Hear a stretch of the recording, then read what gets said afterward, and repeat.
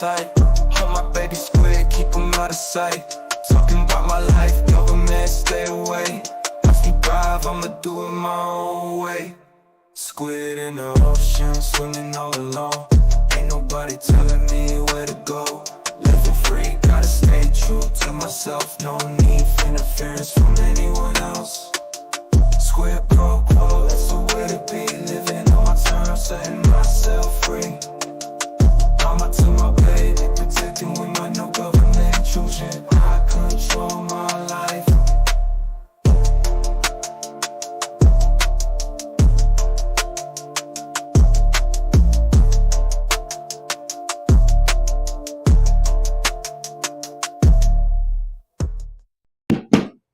Hey everybody, how's everybody doing on this glorious Friday? Oh my goodness, what a day. No, we were supposed to be at the beach today. I was not supposed to be streaming today. However, the little one decided to go full toddler. And when I say full toddler, I mean full terrible twos. So we decided to stay home. And we got a lot of yard work done. So you can see I am showered, but I am still like, I have not stopped sweating. So I have my bowl of grapes and my water to rehydrate. If I'm a little out of breath and a little woo, that's because I've been in the heat since forever today. So how is everybody doing today?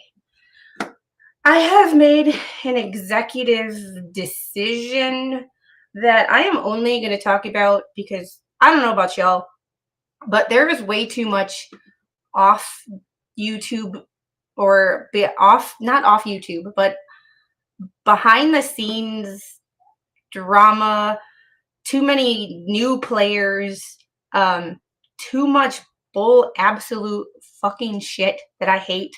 I can't keep up with the drama. Don't have time. Don't have the give a shit.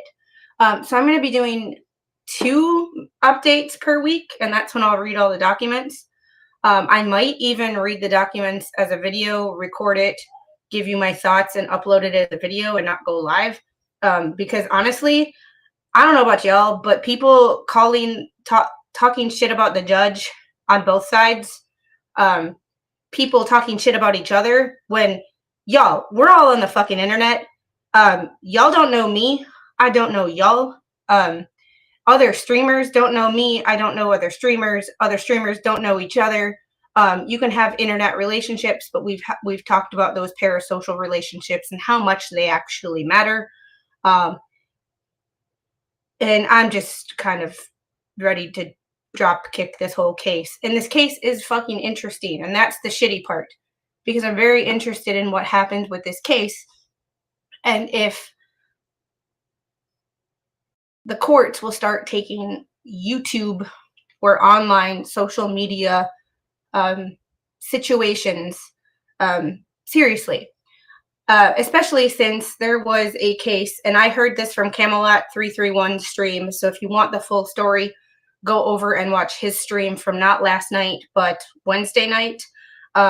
Michaela Raines ran a YouTube channel about animals. I had never heard of her before. I've never heard of her channel before, but she had so much online hate, she self-deleted at 31. So when you can't make people who hate you, and this is going to be my PSA and my, while everybody filters in, soapbox for the day. Before you talk shit about a creator online, or before you're a creator wanting to talk shit about another creator, and I don't know, telling that creator that they need fucking therapy and all that goddamn shit, remember that your actions have consequences. And although courts aren't taking this as seriously as they should be based on the statutes, there are statutes that if someone self-deletes and you have been cyberbullying or cyber harassing them, you can be charged with their murder. Remember that. So remember that Camelot made a really good point, and I'd love to have a conversation with him about this. He is a streamer with like 228,000 subscribers, so I don't know if he'll ever just sit and talk to me about this. But he was talking about, like, you can't make someone who hates you there's no reasoning with people. And that's why I don't give people attention. I make fun of them. I have a hater of the week segment. I make fun of them. I point and laugh. I tell them that they don't matter to me, and I move the hell on, because at the end of the day, they don't matter. They annoy the crap out of me when it comes to people that they do affect, because I could give two fucking shits about you, because at the end of the day, you're kind of worthless. But when people hate you, and my haters are the people who give me the most ad revenue, because they spend the most time watching my streams. People that want the information, the what the Hales people that just want the reading of the things, they will forward until they get to the part that they want to watch. They will watch it and go about their business. The haters will watch every second of everything you do, waiting for you to say something that they can try to use against you. So they honestly give you the most ad revenue. So that's why they don't bother me, because they call me a grifter, but they're the one putting the most money in my pocket, which is the funniest thing to me. But like, there are people, and Camelot brought up a really good point of when we watch a TV show, like a movie, say a movie where somebody gets hurt, like the person we don't like gets hurt, and we're like, yes, like we celebrate them getting hurt, you know, because it's a movie and it's not real. But at the end of the day, these people are creators. They have lives. They are real people with real consequences. I am not the type to give into people, you know, because I have a life outside of YouTube. But when people get so invested in trying to make someone end themselves and celebrate the fact that somebody is self-injuring and harming themselves, and they celebrate that because they think they are morally superior to you. If someone is trying to tell you that they are morally superior to you, if they have to advertise that they are morally superior, chances are that they are not morally superior. Let's just get that out of the way. If someone on Twitter or whatever has to say, because I'm better than you, they're not better than you. Like, people that are morally superior do not have to say shit. And the people who will turn around and be like, well, it's okay if you harm yourself because I am morally superior to you and I am a better person than you and the world would be a better place without you. That is kind of where the interest in this what the Hales case comes into play, because you have people on the internet on both sides that seem to think that they are morally superior to the other side, and that the world would be a better place if other people on other sides, and I'm calling out everybody, and I don't say calling out because I really don't care if people listen or not. It's one of those things of like, but no one, it's not one side or the other. Everybody, the whole world does it. People do it on Twitter all the time. People do it on YouTube, and it's not limited to this case. It's everything. Camelot has probably never heard of this case, but still it happens to him all the time. People that he races in NASCAR Craftsman Truck Series, and you have people that are hoping that he crashes his car. Like, what the hell? What the hell? So the fact that if someone has to tell you that you need to seek therapy, generally they need to look in the mirror when they say that. You just need to. Actions have consequences for people, and Michaela Raines self-deleted at 31 because of what people on the internet said to her. And then people are on Twitter or on Reddit celebrating the fact that she unalived herself.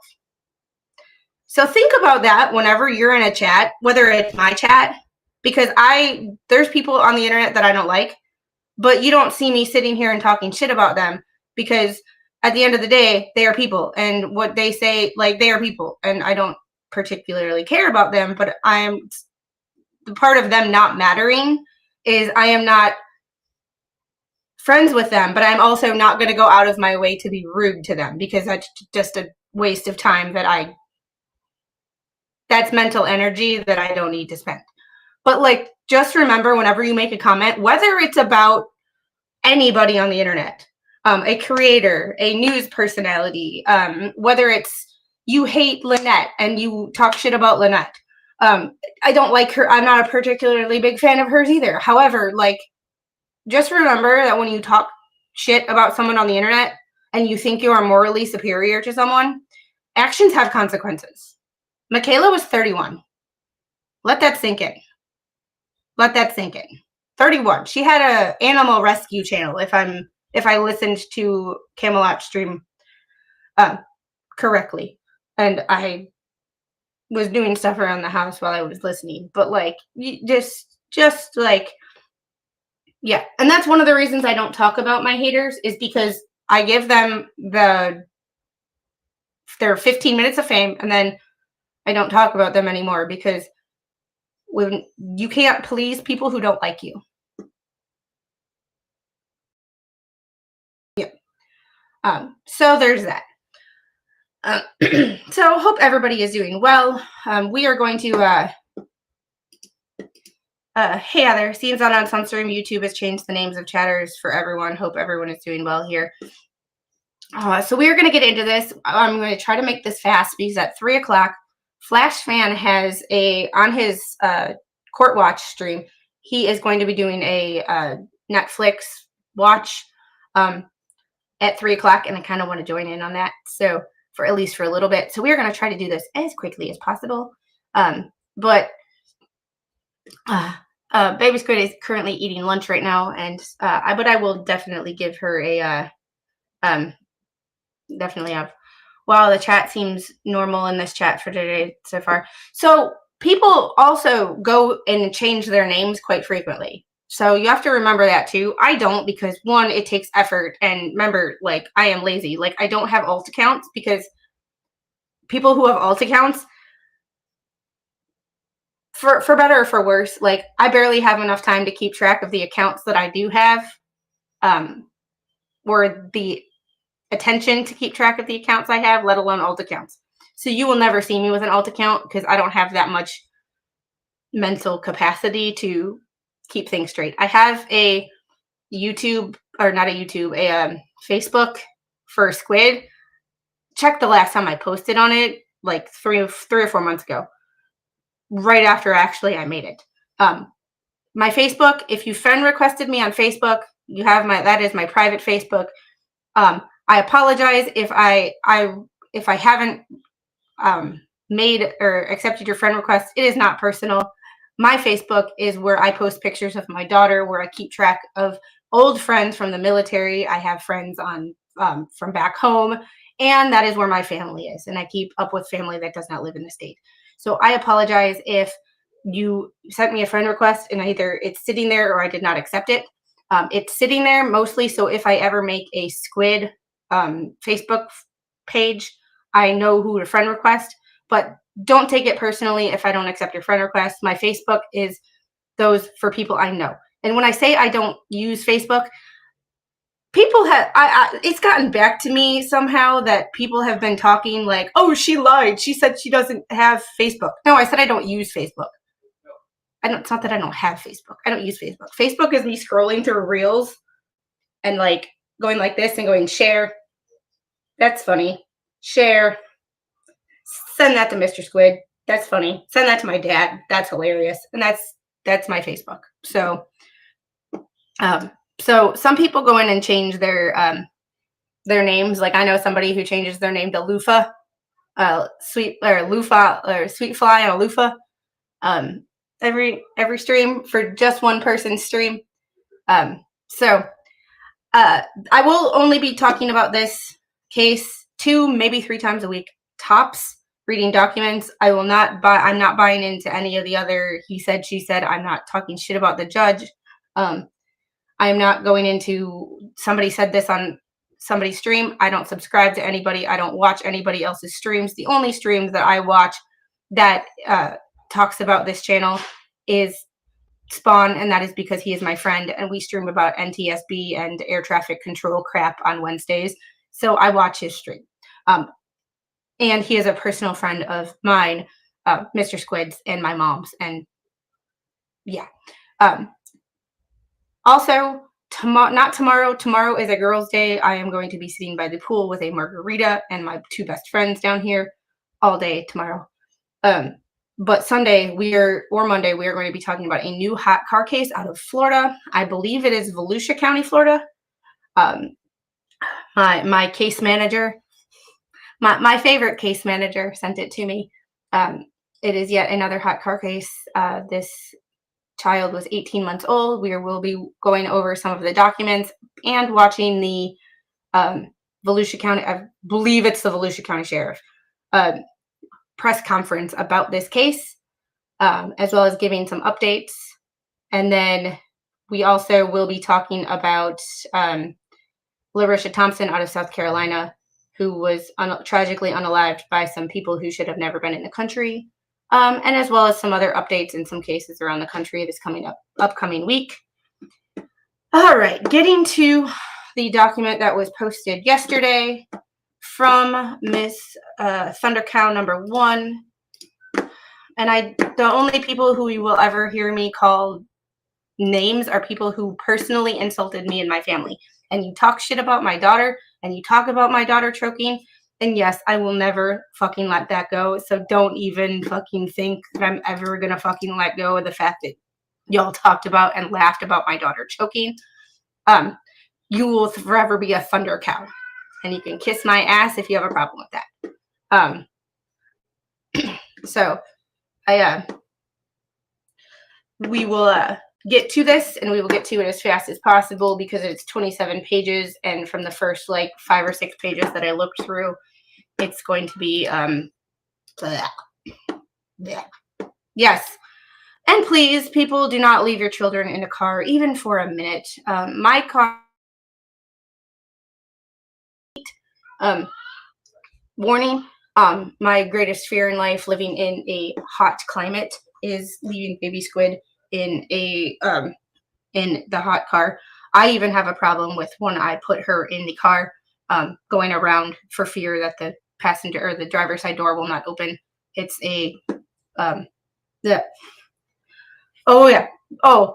sell tickets. Kevin, if you really want to before we get started, because if you really want to go there, we can go there. We will I will show you. When you say that, it's just funny to me because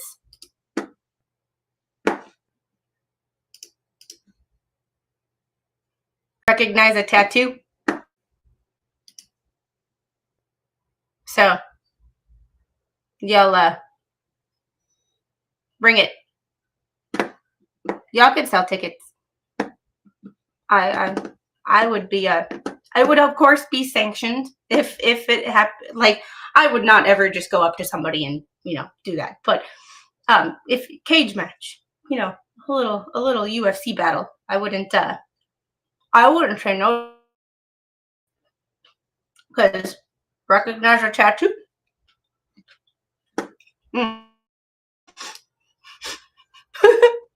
So yep, red tank top.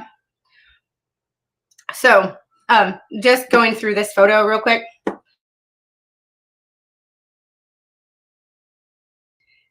This person right here was an amateur fighter. I think this person was a professional fighter.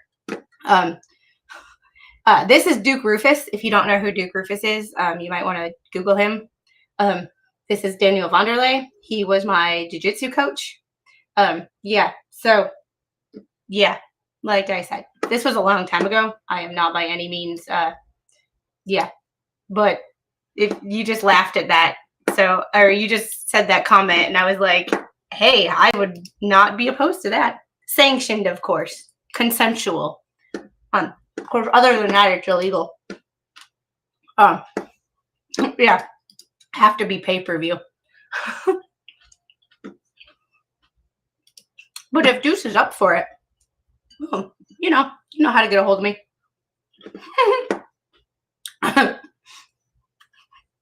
You might want to attend by Zoom. That's funny.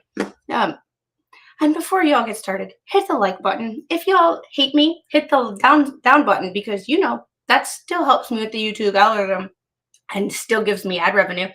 So thanks to my haters. I love you guys. And you know who you are. But I hopped on my soapbox at the beginning of the stream because remember, when you talk shit about people on the internet, remember, these are real creators, whether you hate these people or not. There are people on the internet that I can't stand. There are people with 10 million subscribers that I cannot stand. But do I go out of my way to make fun of them or give them a hard time or go after them on Twitter? No, because one, it's a waste of time. And two, these are real people with real lives. Do I like them? No. But do I go out of my way to make their lives difficult and put them down? No. Because they don't matter. I can't do anything. Yes, the BS they are spinning. Lynette had to big nose go to save him from Jay threatening his family. Pretty despicable thing to say.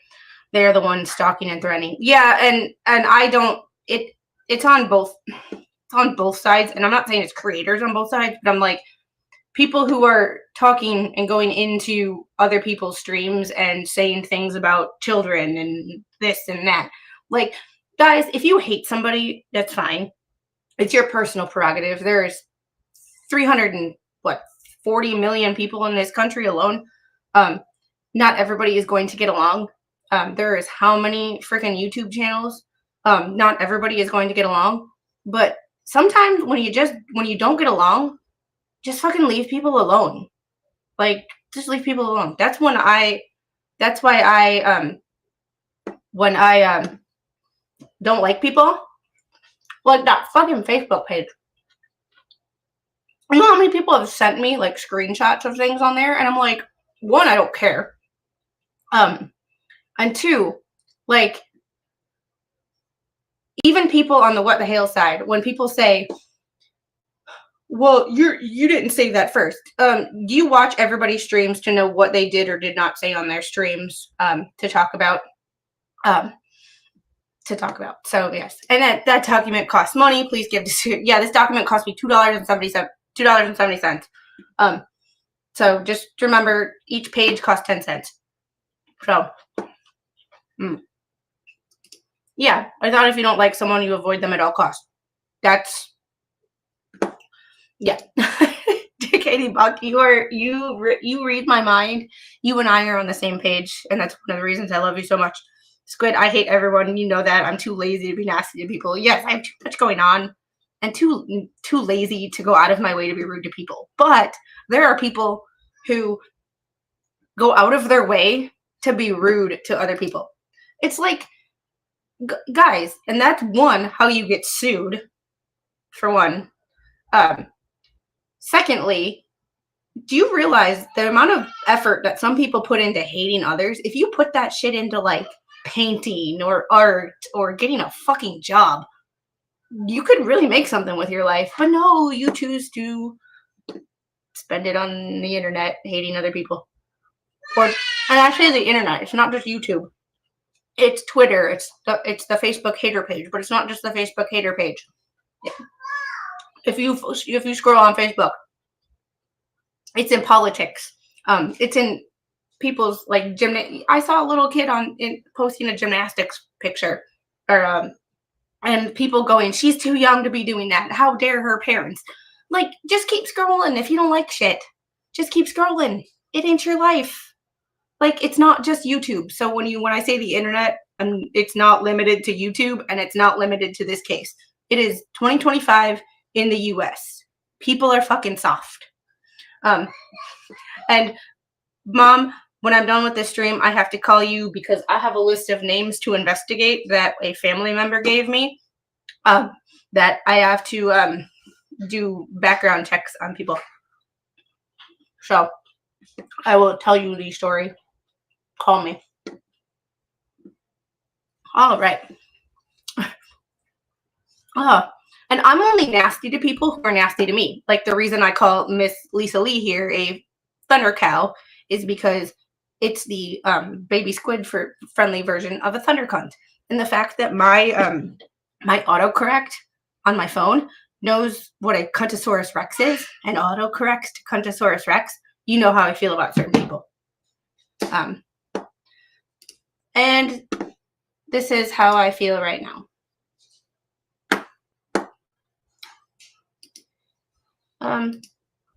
Can somebody just kick Wingnut out of here? Because I really don't feel like fucking dealing with that shit today. Usually I don't block people, but yeah. Because if you don't want to be here, get out of here. If you don't like me, fucking leave.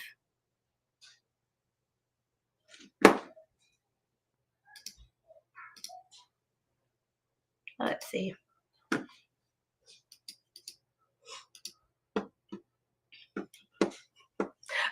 No, Flux. I was watching Cody's stream the other day.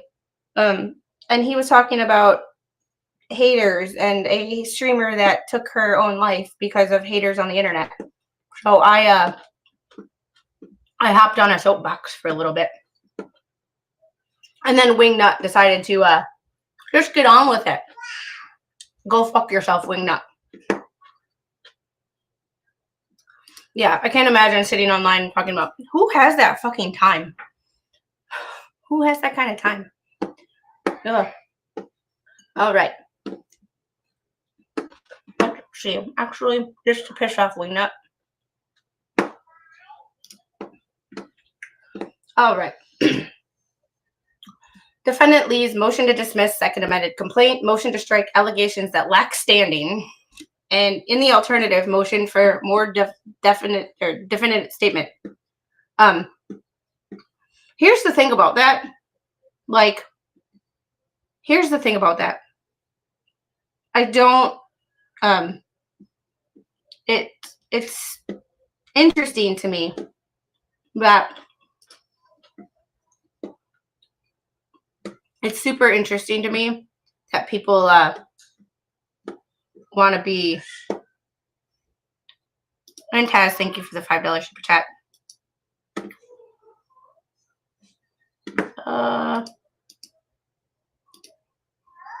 The one thing that is screwed up is my studio. So that's the one thing that's weird. But other than that, everything's normal. But I don't know. I got nothing. I'm opening up the chat though, so I can see you guys better. And so I can moderate a little better.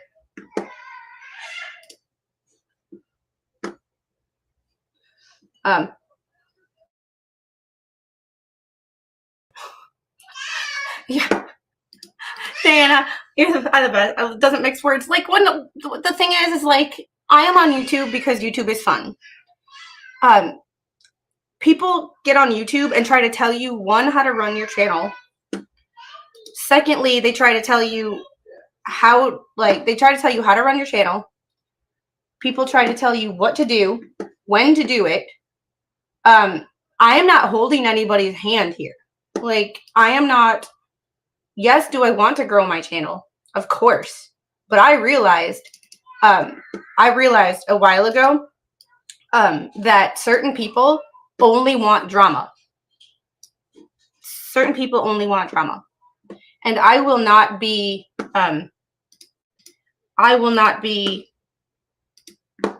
doing all drama streams. Like, I don't care about drama. I have things that I want to talk about. I have cases that I want to talk about. I opened it up in a PDF instead of on the website. It was easier to manage. Yeah, I had it open on the website, and I opened the PDF that I had saved. It's easier to size, and it's easier to read for me, and I can see the chat at the same time because it doesn't take up the entire screen. So, Yeah. Mind your business. Yes, there's two things in life that are free: the ability to mind your business and stay in your own damn lane. And like, if you don't like my chat, like it's like didn't if you don't if you don't like my stream, then leave. Watch it on replay so you can fast forward through me talking and read the document. That's what some people do. At first, that really hurt my feelings, but you're still giving me ad revenue, so at the same time, I really don't care. But like, it's just one of those things of like, stop telling me how to run my stream. If you don't like my stream, I'm not holding your hand. Do I love having people here? Yes. But at the end of the day, you are all adults. And if you're not an adult, please leave.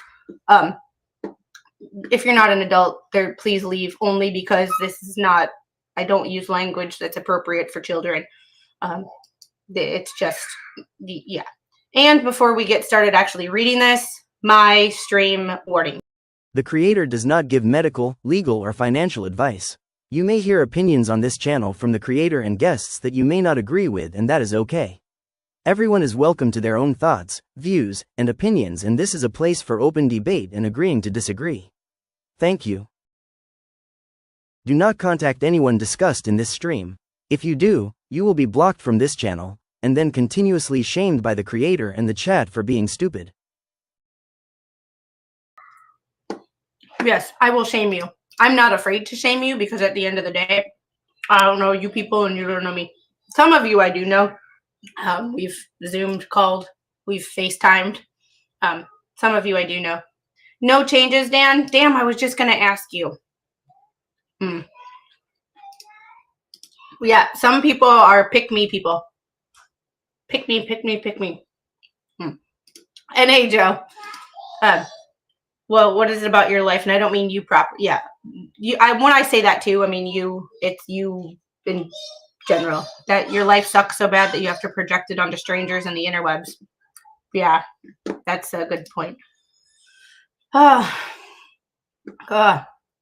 It's internet courage. I would never do it in public on the internet and say anything I want to. Internet courage. I think the expert said it pretty well in one of his streams a few weeks ago, and I can't tell you the exact stream because otherwise I would post it. When you talk shit about somebody in real life, what do they generally do? They punch you in the face. Not advocating for violence, but they punch you in the face. You talk shit about somebody on the internet, you get sued. That is not my quote. That is from that is strictly from the expert. But there's certain things that I remember from certain people's stuff, and that is one that I remember. So, all right. And you can tell she didn't write this, because this, I believe, in the alternative motion for more definite statement was copied and pasted from Christopher Gage. All right. Comes down, Defendant Lee respectfully submits the Defendant Lee's motion to dismiss second amended complaint, blah, blah, blah. And document 76, and states as follows. Intro. And I'm going to be skipping through some of this in the sense of not cherry picking, but if it's a statement that doesn't matter, I'm just going to skip it. Not a genuine pursuit of justice. Yet another episode in Jeremy Hale's ongoing campaign to manufacture controversy. Yet she's the one who sits for 4 to 6 hours and talks shit about people. Cultivate outrage and monetize conflict. Yet she's the one who has upteen amount of super chats and asks for super chats, asks for donations, asks for what the Give, Send, Go, or the GoFundMe's or whatever they are. So there's that. For the benefit of his YouTube channel, Pot Meat Kettle. Because at the end of the day, they have a monetized YouTube channel as well. So my thing about that is you can't sit and talk about somebody wanting to monetize their YouTube channel and make money on YouTube when you are literally doing the same thing. I don't fault anybody for wanting to make money on their YouTube channel, considering here I am making money on my YouTube channel and talking about ad revenue for my haters. So like I cannot I cannot fault anybody. I might say I wouldn't personally do it that way, but at the end of the day, you can't say somebody's grifting on YouTube considering we all do it. Some to a different level than others, but we all do it.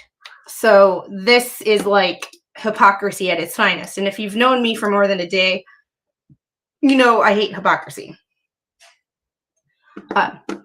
And Gail, thank you for celebrating 8 months of membership. You can be a member. Come on over to the pond. And I will be doing a members only this time. I figured out what YouTube's glitch was. Something between YouTube Studio and Streamlabs that I figured out what I did. So she has never done her show in the internet interest of justice, but rather to spout calamity. Oh, I haven't heard that word in a while. And supervised tortiously interference with elephant shoes. And I'm sorry, elephant shoes has to be the funniest like name for a. It's one of those things like you can't forget it. And now I will never forget the name of Jeremy's business because it's funny.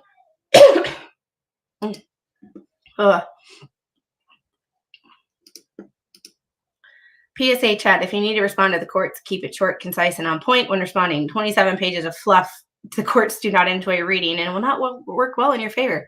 That's a really good point. Yes, but this is also a really good point. This is the whole reply is an attempt to paper the court.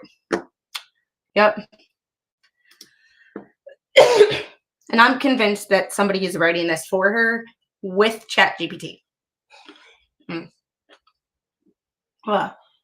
Hales, a self-styled content creator. And there's a thing also, maybe it's my background in medical writing, but I tend to get straight to the point where if I wanted to put this statement in, you use as little words as possible. Hales, a content creator. Not self-styled, because obviously we're all self-styled. If you really want to be specific.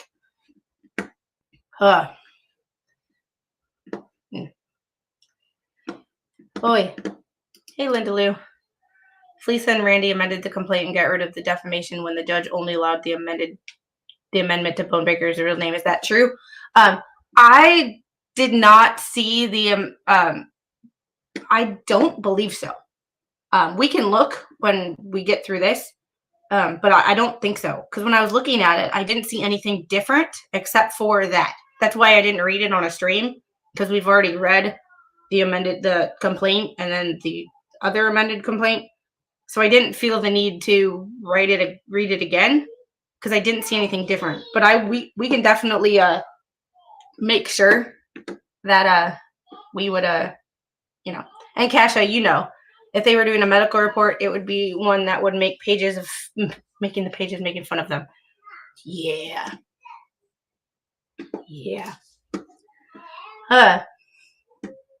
And it's okay in this chat to openly disagree with each other.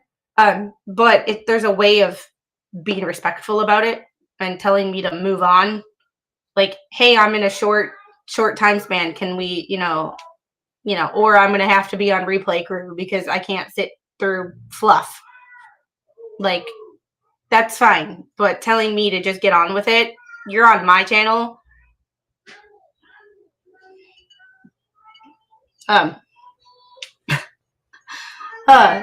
Has made a practice of instigating public disputes. You're the one who talks about people's kids on the internet, has people that openly dox people on your channel, which I have screenshots of from months before I stopped giving a shit. Recording selectively edited encounters. No. I personally know that someone, every stream they do, screen records it and gets the transcript of every stream, so there's not selectively edited anything. The only thing weird is that transcripts don't have punctuation, so that is a little weird. But other than that, every word is said. And casting himself as the perennial victim. Who else does that? Before a large, devoted audience online. His pattern is clear. Provoke, record, and then profit. Who else does that? Going by somebody's house and recording them? Like,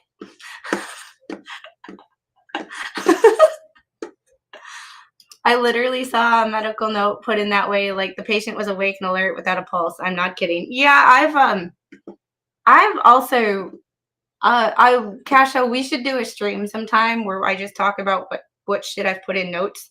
Because I've been passive aggressive towards nursing staff in notes. But that's neither here nor there, and not And $10 from Rinky's Carnage Crew. What's up, Flux? LMAO, my bad, Squid. I'm more awake today. My bad. Keep up the good work. Yeah, somebody sent me a DM yesterday, not naming names, and they said, "Hey, Flux." It said, "Hey, Flux," and I was like, "Did you just call me Flux?" And they were like, "Oh crap, I mean Squid." And I was like, "Hey, I've been called worse. If you're gonna be called somebody, Flux is a great person to be compared to. I'm just saying, like."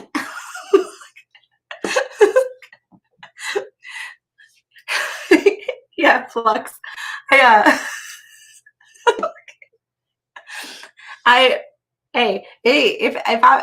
if I'm gonna be called anything, I've definitely been called worse. Flux is a great person to be compared to because I love Flux.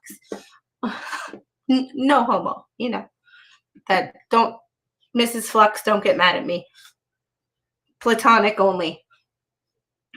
Using the legal process as mere backdrop for generating attention and financial support.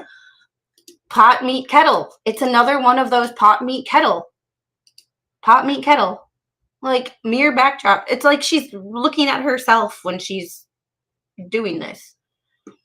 Like, the defendants in this case are not malicious conspirators. They are independent online commentators who critics like Hales himself participate. Wait. This right here. Was this in somebody else's motion? I'm using the old chair as a storage spot. This page 2.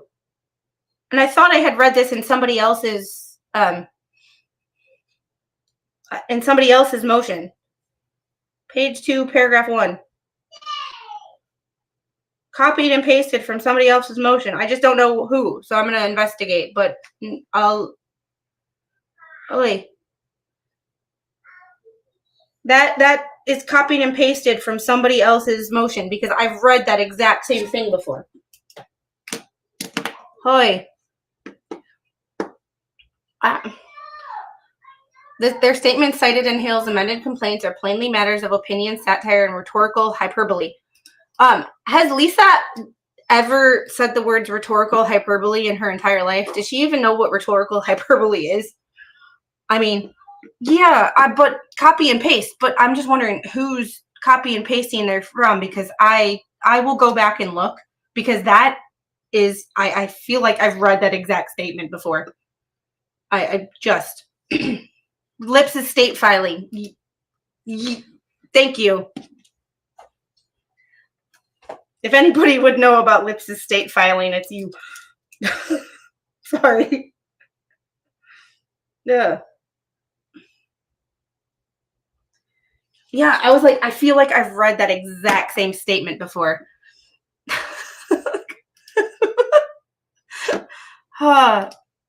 Like I knew I had read that exact same statement. Well, within the norms of the YouTube community and First Amendment protections, Hales' true motive is not to vindicate his reputation, but to silence criticism, control the narrative, and stoke the outrage that drives clicks and donations from his online following. Honestly, I am not one to, like I said, I think everybody sucks in certain aspects on this, like, site-wide. Like, I'm not innocent in that either. But, like, if he were to silence criticism, if he was just suing people to silence criticism, wouldn't he have sued me for my criticism on the December, on the deposition, among other things? Like, I've criticized Jeremy and Randy. I've criticized Jeremy saying sometimes I think he needs to just stop talking because he's giving them the ammo that they're using in some of these things and to raise money and to do online hate. I think by posting some of his videos where he's talking about this stuff, he's literally giving the ammunition that they're using to get under his skin.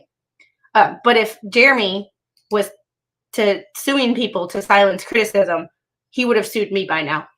I'm just saying. Like, I'm just, yeah, she doesn't know the difference between a gauntlet and a guillotine. I remember that. Like, yeah.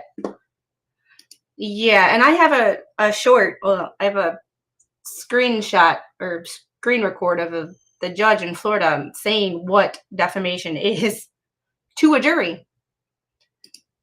But it's like, it's one of those things of like, if Jeremy was just silencing criticism, he would have sued me because I've criticized him. But I criticize everybody, including myself. Nobody's immune from criticism because nobody's perfect. Like, have you seen me record and edit a video? Nobody's immune from criticism. Trust me. Recent events underscore this pattern. When a retired attorney and mother of four merely gave an interview to someone critical of Hales, she became the target of a coordinated harassment campaign by Hales and his followers. Correct me if I'm wrong, but Jeremy had nothing to do with that. She posted, that was the hater page. That was the hater page. And she wrongly assumed that was Jeremy's page. And that's how it made the connection with Jeremy. So, like, that's yeah, there's constructive criticism and then there's pure hate. And I don't say anything with hate because at the end of the day, like, hating people takes too much energy. And the only person who honestly cares about hate is the person who is doing the hating. It's just, yeah, JH said you could make fun of him. And I don't even make fun of him because I don't watch enough to make fun of. I subscribe, but I'm one of those people who, like, between trying to do my own thing, having a life outside of YouTube, being a mom, and right now, you know, being a stay-at-home mom, to a toddler who needs help with everything. I don't have, and when I am watching stuff, it's like I'm half paying attention, and you only remember what you're paying attention to. So, but there are just certain things that I can't forget. Yeah, that part is from Leslie's case against JH, Megan Fox.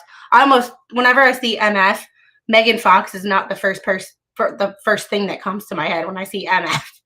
Sorry. No offense to Megan Fox, but when I see MF,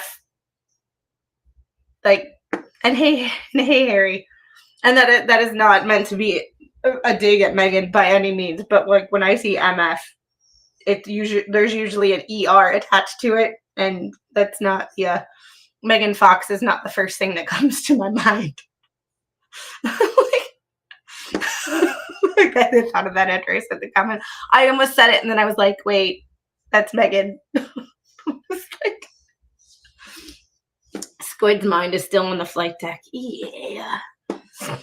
Yeah.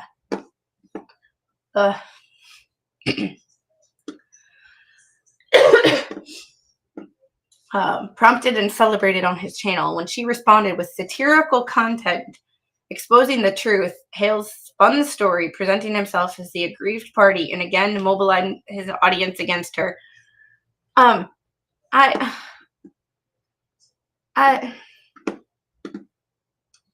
Megan went in for lip injections. Did she really? Or is that she really? Oy. If they mention me with stupid stuff, then please let me know. I don't want to watch them, but we'll need to file a YouTube harassment complaint. Please let me know. I will. Yeah. You think of Samuel L. Jackson, I'm sure. Yeah, and it's one of those things. Like, my criticism with the deposition was just they were getting under his skin. They had a plan to get under his skin, and they did it. And sometimes, even though there's a difference between what you want to say and what you should say. And sometimes, like in a deposition, a yes, no, I don't know, or it's like talking to cops. Anything you say can and will be used against you. In a deposition, anything you say can and will be used against you. So sometimes a yes, no, and an I don't know is the only thing you need to say. The extra the extra stuff, and that was my criticism. But that's a criticism of actions, not a person. You know. Ugh. But when I do criticize, I criticize people's actions and not the person, because there's a difference. Like, you can be a good person and do something crappy. You can, you know, like, just because you have some crappy actions, or you make crappy decisions on certain things, doesn't make you a bad person. Then there are just some people who are shitty people. And I don't think Jeremy mobilized. I think posting in the hater page is what mobilized people against her. Posting in that hater page, no matter what side you're on, seems to be what mobilizes people against you. Because when I get sent screenshots of people talking about me in there, it mobilizes people against them or for them, and I have nothing to do with it because I don't ever post in there. I get sent the occasional link. I go look at what was posted, and then I don't go in there again. I don't just go in there for the sake of going in there because I'm not a member of that page. But it's like, I don't think it's a person. Like, if you go in there and you post negatively about Tug, say, because Tug can handle it. You go in there and post negatively about Tug. The people that love Tug will comment on it. The people that hate Tug will comment on it. And it's like, has nothing to do with who the person is. It's who you talked about. It is just a the way the world is. Where'd you send me a DM? It's just the way the world is in that cesspool of a page. Oh, there we go. Okay, the statement, self-styled YouTube creators, obvious to everyone who understands streaming. Those who don't, judges that don't understand how YouTube works, is not as obvious, being relevant or not. This is why that statement may hold influence on the judge's decision. Couldn't afford to fit it in chat. I get it. I just think it's fluff, and I think the judge is going to not appreciate all the extra bull crap. So, but you bring up a good point. So it's, you know. Did you catch that dork fish using a corn dog? Oh, good Lord. All right. The litigation before this court is no different. Hales has weaponized the court system, turning legal filings into fodder for his videos. And you haven't done the same thing? All while soliciting and receiving tens of thousands of dollars in donations under the guise of defending himself from the attacks. What do you do when you have... yeah.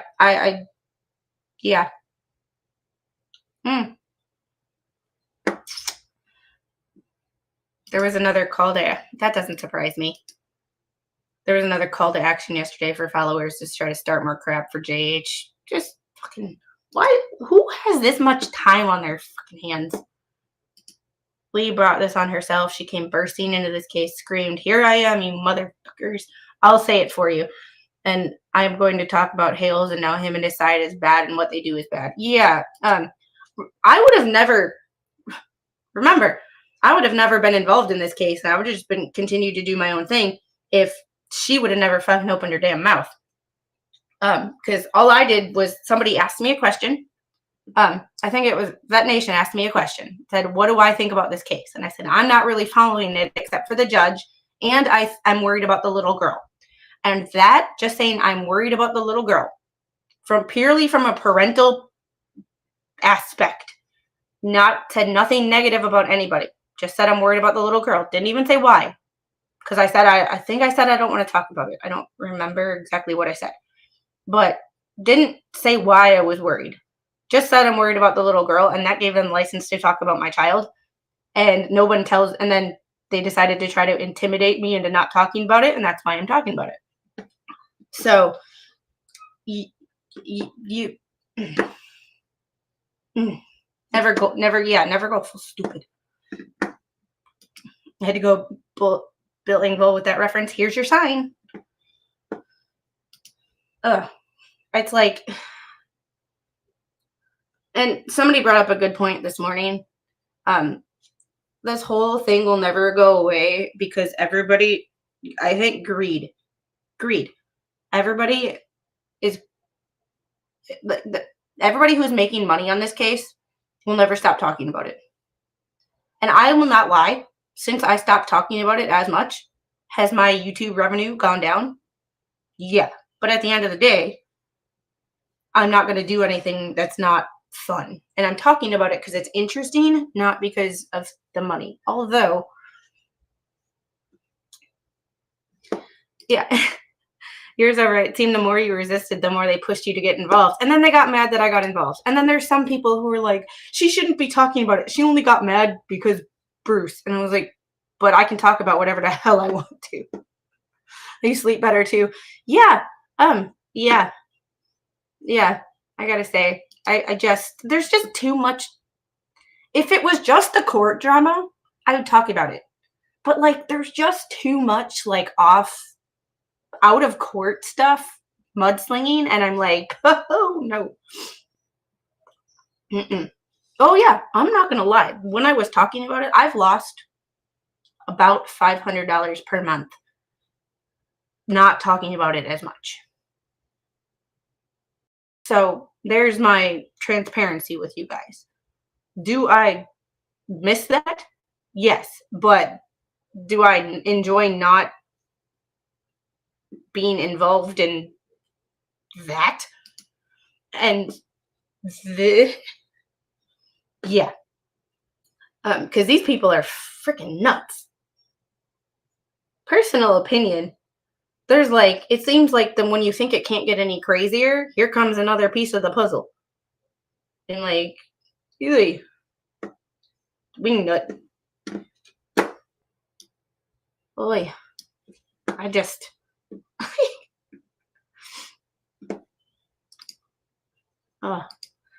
I enjoy the different perspectives that each channel offers. It's so much better than giving them a single view. Yeah, and it's one of those things of like, and that's one of the reasons that I also don't really watch. One, because I don't have the time. Two, because things are just a lot of drama, and I don't like hearing things multiple times. But it's one of those situations where it's like, I feel like people are starting to be in an echo chamber, and I don't want, that's one of the reasons I don't watch, is because then my opinion is my own and not influenced by anybody. Yeah. This right here, that's why Fleesa won't stop. Her followers give her a lot of money. Yeah, and I'm really just hoping that this doesn't turn into a Lifetime movie. Because, and the thing about it though, Barbara, is if you listened to my soapbox or my TED Talk at the beginning of the stream, the difference between a soap opera and this is, these are real people. Jeremy and George are real people. How Jeremy presents himself on a stream or a video versus how he is behind the scenes, I don't know. Don't talk to the man. However, it's one of those things of like, Jeremy's a real person. George is a real person. It's not a character in a soap opera. I'm just using your comment as a you know, the soap opera, because that's the perfect word. The soap opera is the perfect term, but a soap opera is fake. So when you said, or when people say, I don't like this character, I want them to suffer, a character in a soap opera is a character. When that actor stops acting, they have a real life. This is Jeremy's life. This is George's life. And like, these are real people. It's not a movie. It's not a TV show. It's real life. And that's where the harassment and the cyberbullying is like, these are real people. Yeah, this is not, no, because a Lifetime, the Hallmark Christmas movie is predictable. A half an hour before the movie ends, there will be something that breaks everybody apart and you will get tears. And then 5 minutes before the movie ends, everybody comes back together and everybody's happy. This is not a Hallmark movie. This is a Lifetime movie that has twists, turns, craziness, and hopefully does not become a Lifetime script. So it's yeah, and that's the thing. I don't know Jeremy enough. Like I said, I don't know the man, and that's why I say when we're not friends, it's like it's not that I don't like Jeremy. I just we aren't friends. Like, would we go out for a beer on a Friday night? Probably not, because we don't ever talk. Like, Jeremy doesn't know my first name. Like, like kind of a situation. It's one of those situations of like, I don't know what his personality is when the camera comes off. So he puts up a strong front, but I don't know if that's him truly or if that's how he is all the time. But it's just the situation of, and I forgot what I was going to say, but like, it's just I don't doubt. Like, that I don't doubt. Just to vent to somebody who is truly non-biased. But it's like, for these reasons, the court should view Hales, this is copied and pasted too, with skepticism warranted when the legal process is conscripted and a stage prop for online entertainment. No. Do you think Jeremy would spend this much money? Like, no idiot would. No. You know how stupid you'd have to be to spend this much money just to sue people for the sake of suing people? Oh, wait. Somebody else claims to do that. Facts and argument. Argument 1, paragraphs 50 through 53 fail to state a claim and should be dismissed. Regarding Lee's alleged solicitation of donations and purported personal enrichment are irrelevant and non-actionable as a matter of law. Not actually. The IRS might have something to say about that. Maybe non-actionable from a civil perspective. However, the judge can recommend criminal charges. Ask Judge Mata.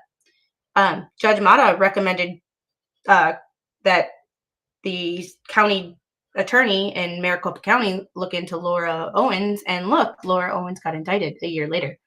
So it might not be a civil issue. However, the judge can refer this case to a U.S. attorney for possible charges. That's his purview as a judge. Patrick, thank you for the $5 super chat. Watch, when Jeremy reaches his goals and ends his YouTube, the ecosystem will blame him for ruining the ecosystem's channel's content. That's a really good point. Oh my God. Yeah, when they start, when this is all over and they have no content, they'll blame Jeremy. Like, they'll blame Jeremy. Well, let's be honest here. Like, it costs you your peace to be mean, vile, and disgusting. Hate will eat you from the inside. I think I saw a meme, and I think I posted it like a couple years ago. It said, hate only corrodes the container it's stored in. Like, at the end of the day, hate only affects you. I could really, and I know people hate me, and guess what? That's a them problem.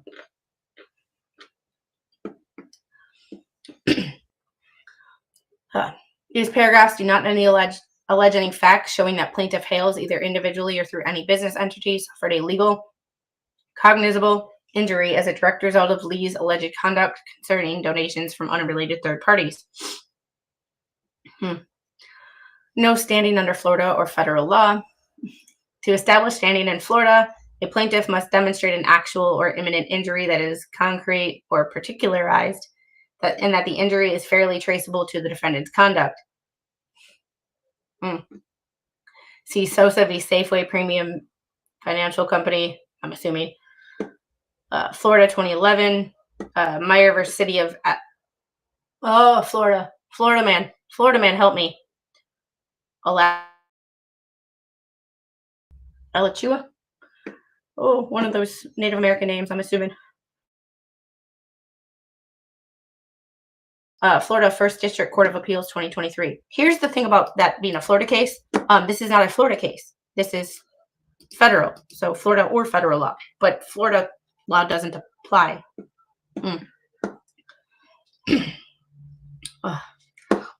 Yeah, I'm still apparently waiting for my check from Jeremy since everybody that supports Jeremy is on his payroll. Alachua. Thank you.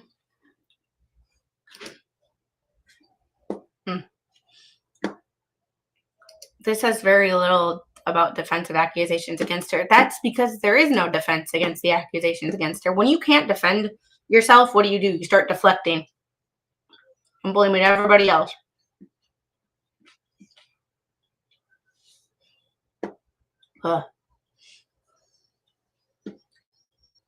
What are you laughing at me? A chula? Well, there's an A. Well, okay. Well.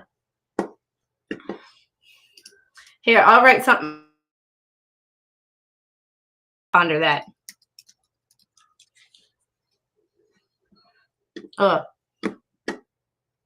Standing requires a direct and articulable stake in the outcome of a controversy. Federal law similarly requires the plaintiff allege an injury in fact, causation, and redressability. See Luan versus Defenders of Wildlife, 1992. Here, plaintiff fails to allege any actual injury to himself or his business resulting from Lee's alleged donations activities.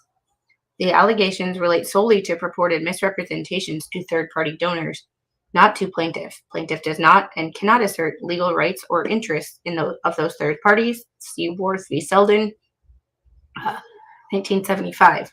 Plaintiff cannot rest his claim to relief on the legal rights or interests of third parties.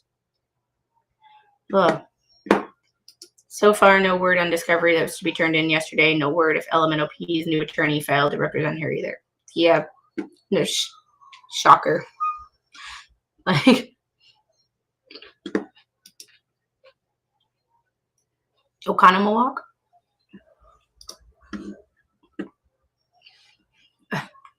Or Wisconsin. Wisconsin is the Florida of the North. Massachusetts is just a commonwealth, so that, you know. Well, no cognizable claim based on irrelevant conduct.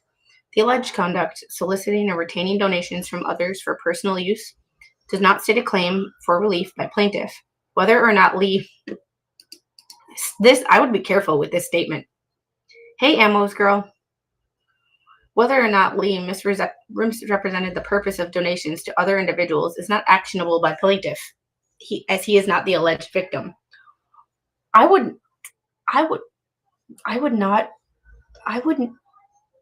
Does anybody see a problem with that statement? In the sense of, I would not be admitting or even mentioning the fact that you may have misrepresented anything. I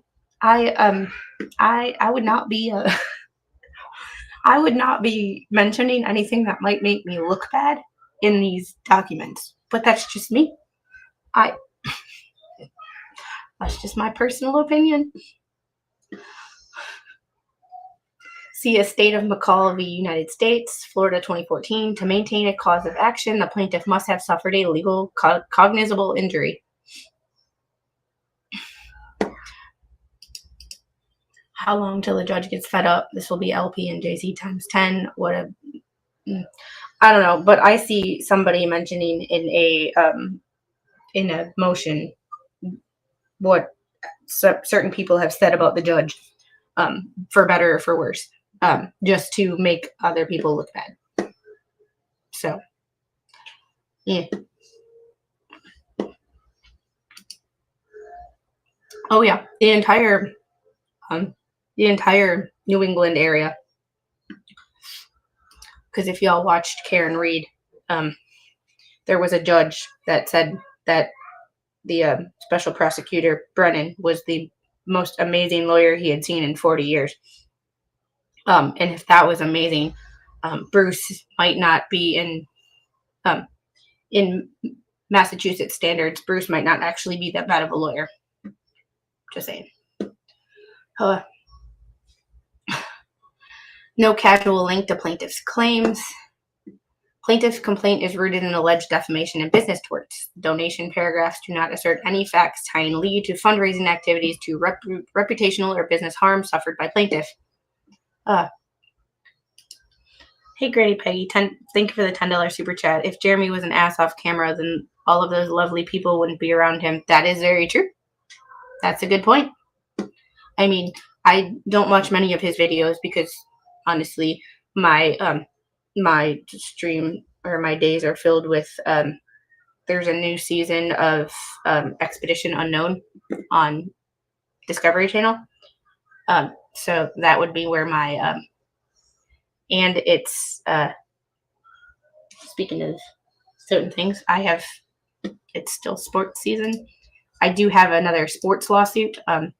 The University of Wisconsin is suing the University of Miami over some transfer portal stuff. So there is that. Once I can get my hands on that lawsuit, we will be going over that one because I love where sports and the law meet, and NIL is a giant shit show. So if any of you follow college football, stick with me on those ones.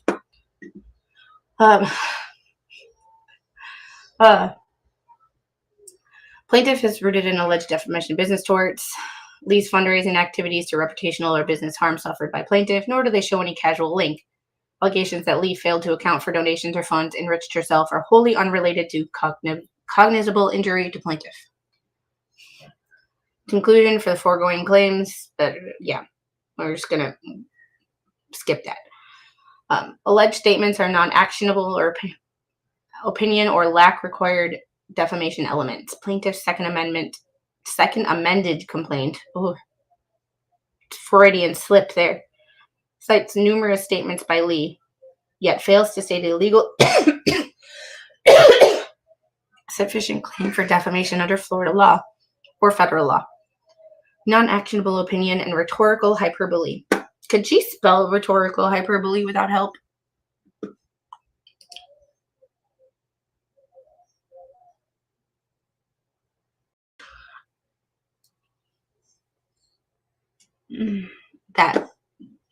This right here. But Brazil's realm, I'm not reading. I'm not reading that. Yeah. Well, I've met JH in person, and he's the same off camera as he is in up. And like I said, I just can't comment on it because I never have.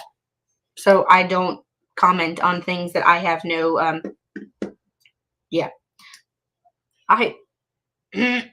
Wes and Bama, usually I would disagree with you, but you got a point.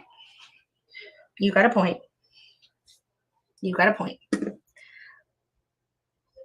I swear I wasn't going for the double entendre with Laura Owens, but it's nearly impossible. Yeah. Yep, Wes and Bama, I don't disagree with you on that one because I've heard him talk about NIL and I agree with him. Yeah. Non-actionable opinion. Florida law distinguishes between actionable statements of fact and non-actionable opinions or rhetorical hyperbole. Only false statements of fact, not opinions, may be the basis for a defamation complaint.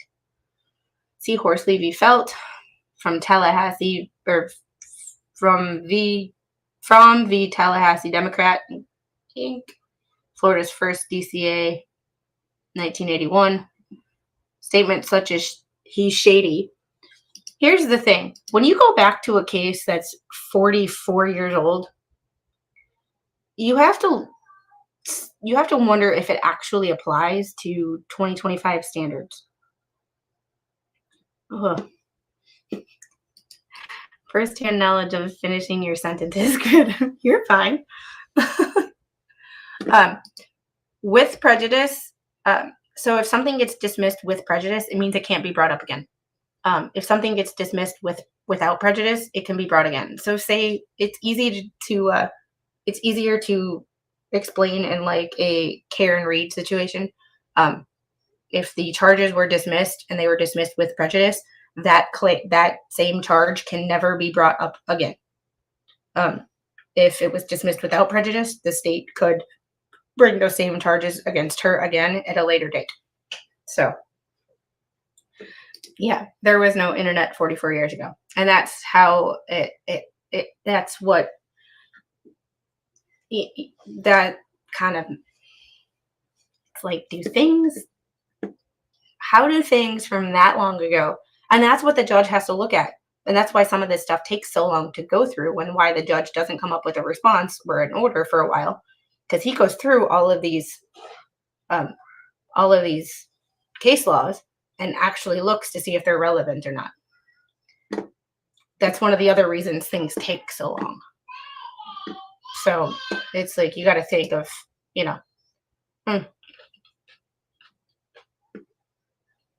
well,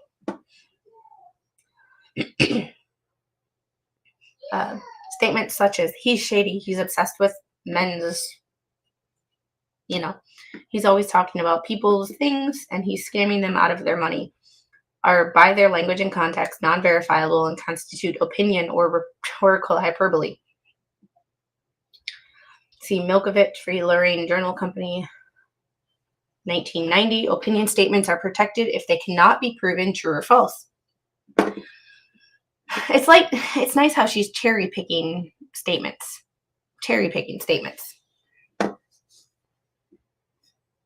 Flea is not being sued for defamation, or Flea is not being used for defamation. Sued or used?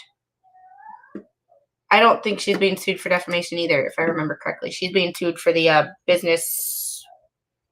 the tortious interference and reliance on public or third-party information. Defamation action requires that the defendant made a false statement of fact, knowing it was false, or with reckless disregard for the truth. New York Times v. Sullivan, 1964. Ooh, that's an old case.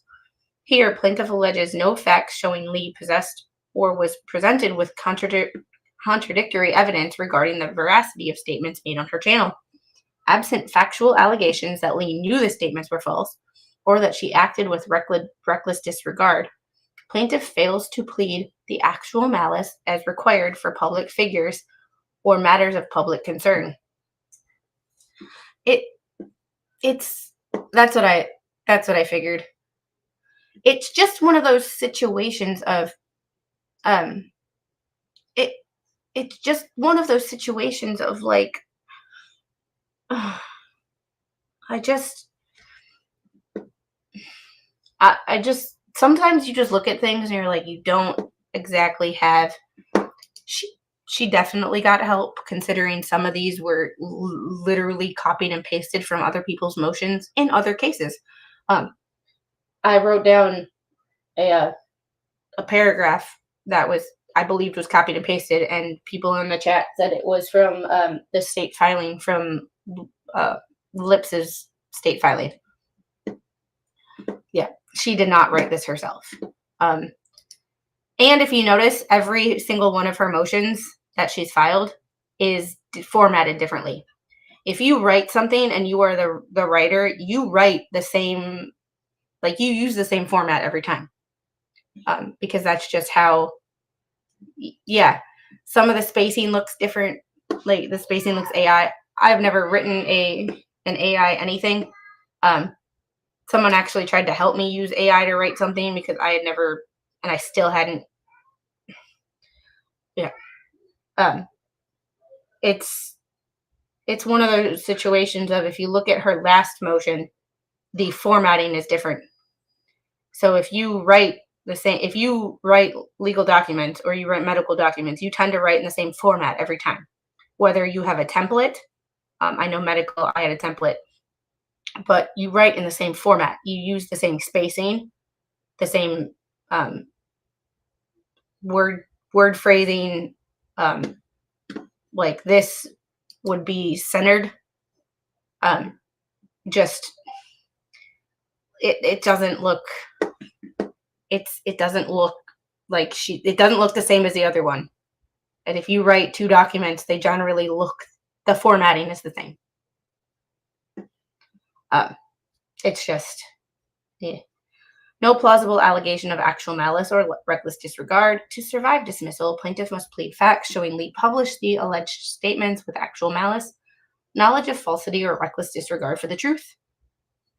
See Hart-Hanks Communications v. Connaughton, 1989. They're going all the way back to the 80s with a lot of these cases. Angel, what you got? You got my sunglasses. Daddy's hat. Can I have my sunglasses before you break them? Because they're out of warranty. Docker v. Florida Democratic Party, Florida 2nd District Court of Appeals, 2001. Come here. Come here. Come here, Angel. You're an incognito. Oh, you're incognito. Yeah. The complaint does not allege Lee was in receipt of proof contradicting her statements, nor any facts showing she deliberately ignored the truth. Mere conclusory allegations of malicious conspiracy are legally insufficient. See Ibarra v. Florida Department of Agriculture, Florida 3rd District Court of Appeals, 2016. That case has been cited before in either the second case or the first case. That has been cited before because I've read that. I've read that before. So she didn't look at that on her own. Bye. Bye. See you. Oh my goodness. Statements based on disclosed facts or public controversy are not defamation. Statements expressing viewpoints on a public controversy or based on disclosed facts already circulating in the public domain are protected under the First Amendment and Florida law. She's citing a lot of case law, but once again, 2nd District Court of Appeals, 1984. Fair comment on a public matter of concern is protected. They're upside down. Well, there's your fashion statement for the day. And thanks, host.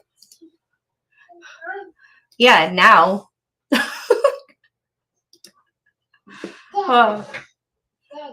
None of this is that.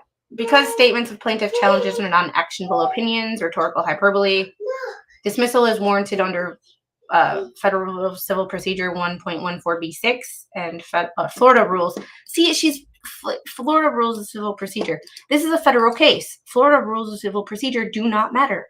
Federal rules do. That's the thing. Like,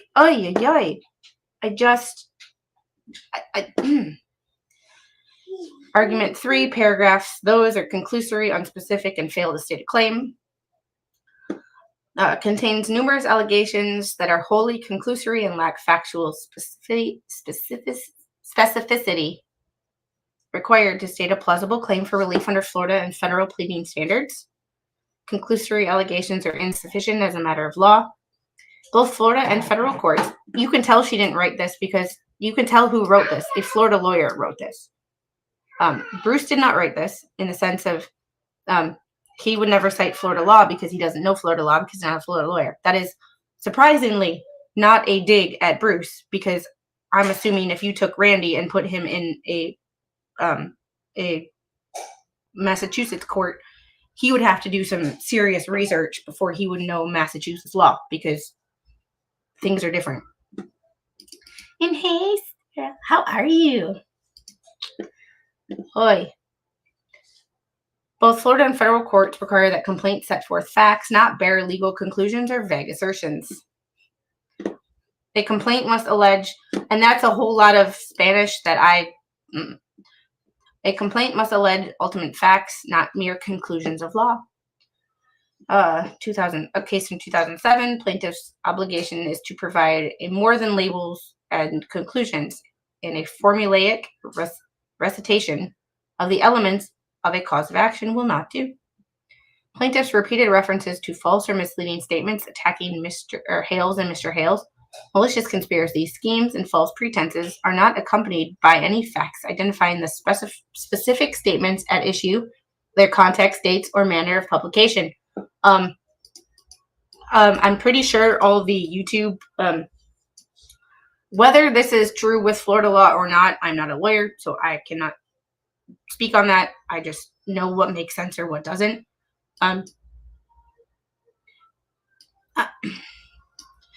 Manner of publication. I think it's been made perfectly clear in multiple contexts what the manner of publication is. And all the, in Randy's complaint, all the thumbnails and hyperlinks to all the different streams would give you their dates and their context. I'm just saying. Such allegations are precisely the sort of threadbare recite. Anybody who thinks that she wrote this, think about that for a second. That word right there. Threadbare recitals of naked assertions, rejected by Twombly and Ashcroft v. Iqbal. She did not write this, and the judge is going to know that. Lack of specificity fails to provide fair notice. See, and once again, you're mentioning Florida rules of civil procedure, which do not apply. It's a federal case. Yes, it's in Florida, but it's a federal case. And Federal Rule of Civil Procedure 8A2, a complaint must provide a short and plain statement of ultimate facts showing the pleader is entitled to relief. I'm pretty sure I read that. Hey, Bingo Bruty. I really hope so. And that's one of the reasons that I'm following it, because it is interesting. And I'm also going to be continuing to work with Dose Reality, and we are continuing to go down that rabbit hole of parasocial relationships, but how they affect other things such as cyberbullying and harassment, and where that leads into the judicial system taking this seriously. So we're working on that. We're just both busy at the time, and it's threadbare is usually used in closing references, meanings that clothes have thinned and you can sometimes see through it, which is, once again, but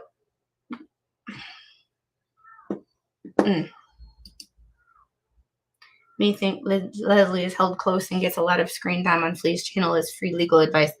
Yeah. I'm still bummed about the art project going south and is going to get a stipend for it, but the community. Oh, what? And I'm sorry I haven't been communicating with you as well as I should. My whole summers are hard. Summers are hard because there's a lot of my friends are teachers, so they have summers off, and I can do a lot more things with my friends that I normally don't have the time for in the summer, and family time too. My mom works in the schools, have a lot more Mama Squid time, so we get to do a lot more in the summer. So life gets a little more crazy. Plus, it's just hot as sin outside. Actually, it's not so bad today. It's only in the upper 80s. When the upper 80s and humid is great, it feels amazing. That's how you know it's been hot lately. A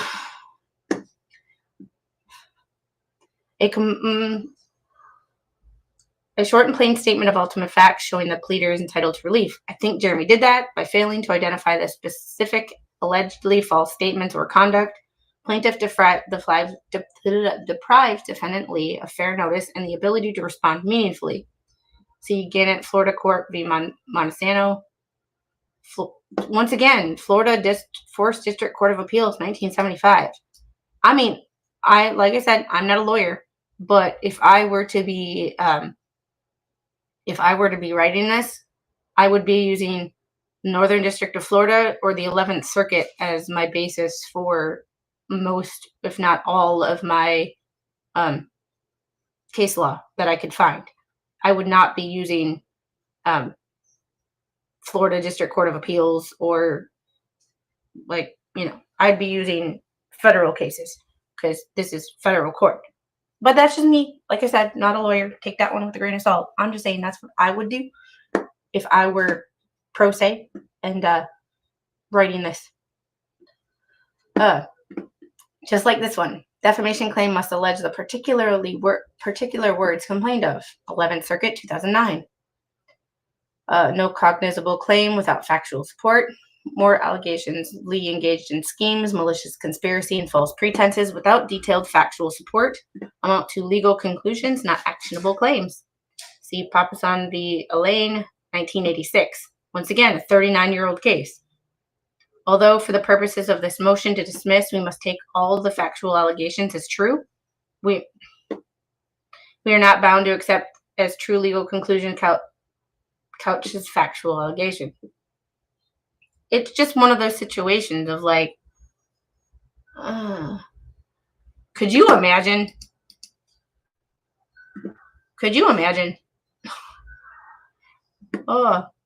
Whenever my house feels hot, the air conditioning is set at like 74 or 75. Whenever that starts to feel hot, you go outside and you go outside, you spend 2 or 3 minutes outside and you walk back in and it feels great.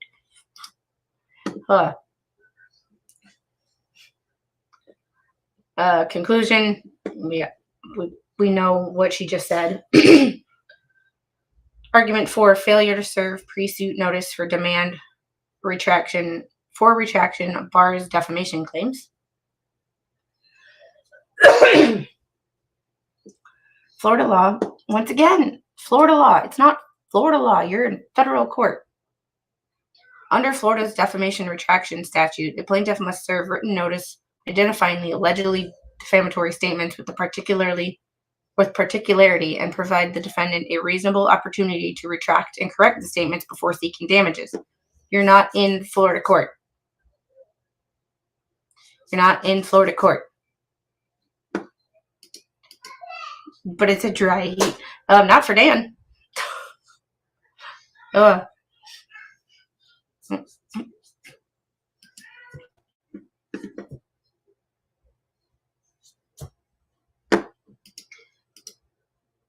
Lisa said when she told people to attack whatnot, it was not me or being meant to harm him.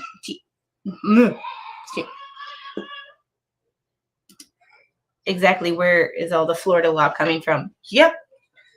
I heard you ran off with Jim. I've been going to the 8 a.m. class because it's cooler.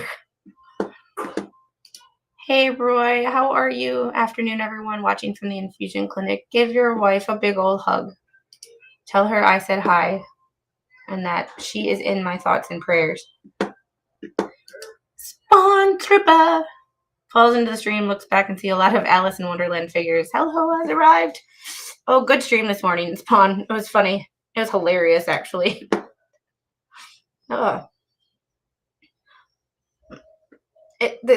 I just can't. Like, this Florida, you're not in Florida court. You're not in Florida courts. Not in Florida courts. Like, yeah. I went to get my hair cut yesterday. You'd never know. But yeah, I got up from the chair, even in air conditioning, and I was like, sorry. She's playing on her Switch. I love her. She's sweet. All right. Before any civil action is brought for publication or broadcast in a newspaper and or other medium or libel or slander, the plaintiff shall at least 5 days before instituting such action serve notice in writing on the defendant specifying the article or broadcast and statements therein which he or she legally alleges to be false or defamatory. I'm okay. Sorry, I can't even, I'm skipping. I sound like I'm a broken record or like a CD that's skipping. I can't. Y'all, you're not in Florida court. Stop having someone from Florida, right? You're not in Florida court. You're in federal court. Cite federal rules, federal laws. You're not in Florida court. And that's part of the reason, that's part of the reason that Jeremy brought it in federal court. You're not in Florida. All that Florida law is being pulled out of someone's backside. Yeah, someone who might have been a lawyer in Florida. I don't know. Just a thought. Garbage in, garbage out in computer terms. But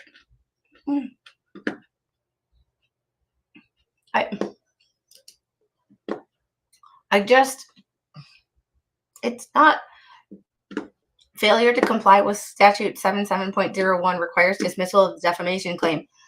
You're not in Florida court. I'm not a lawyer, but can anybody with some legal knowledge, James, where are you? Harry, Jeff, Grady, all of my smarter people in the law than me. Can y'all enlighten me?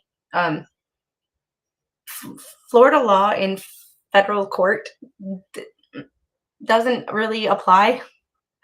Like, doesn't really apply. Hey, Gigi, pretty much. That's you aren't wrong. You are not wrong. You are not wrong. I'm like, I know I'm not a lawyer, but something tells me that Florida statutes in a federal court are not going to. The math ain't mathin'. It's like going overseas and trying to plug in something here into an outlet in Wales. I only mentioned Wales because I'm looking at Spawn Trooper's comment. Like, it's AI written. Yeah. I'm just like, I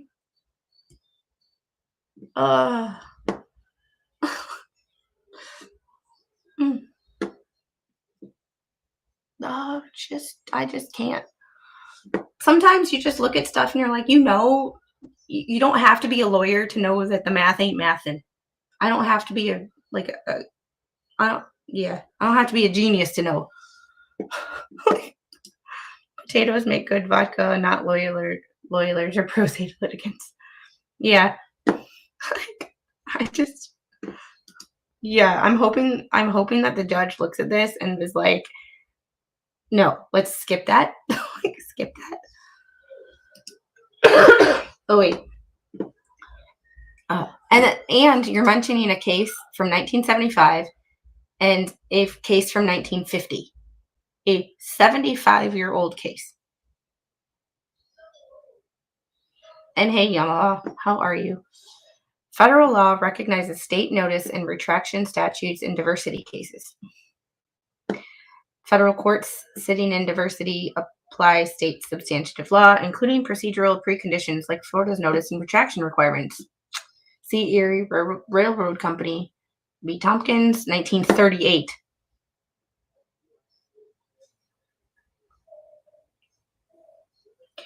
I'm sorry, but 1938. You are taking a case from 1938. I am sure that there are many other cases that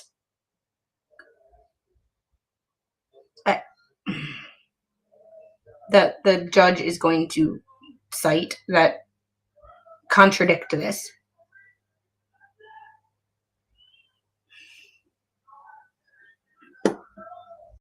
But if that is true, then I stand corrected on the first part. But I have a feeling there's been an update since 1938. Federal courts in Florida routinely dismiss defamation claims where plaintiff fails to plead compliance with Florida statute 770.01.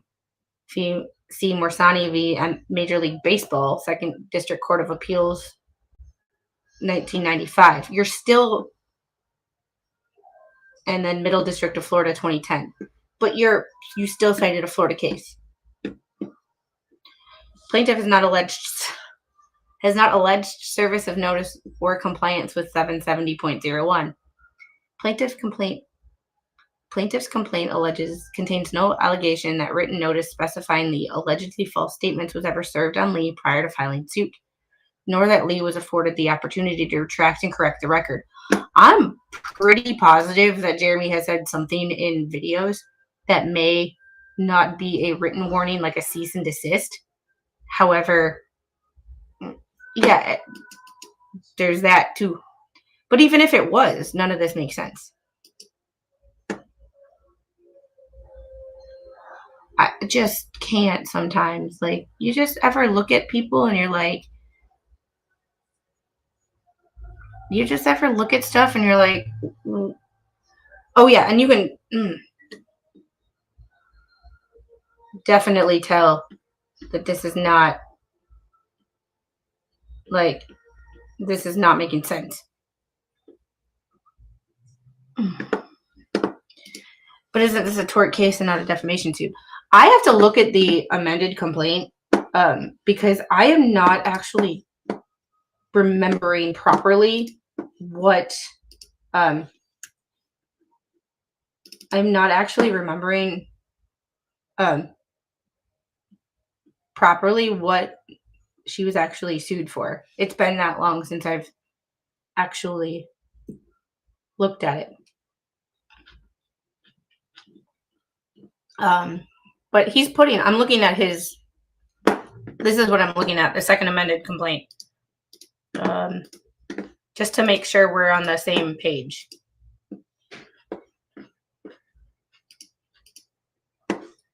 I'm going through just to make sure.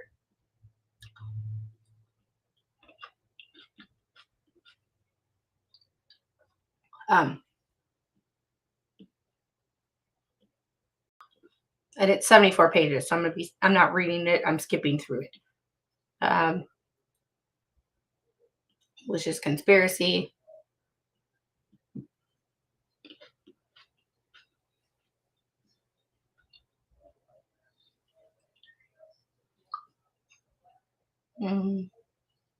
Matskin's acts and Maxim's furtherance of Lee's scheme.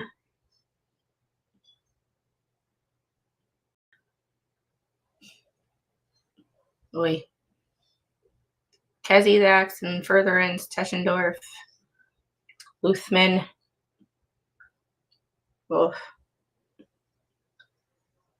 Count 1, malicious prosecution, Preston.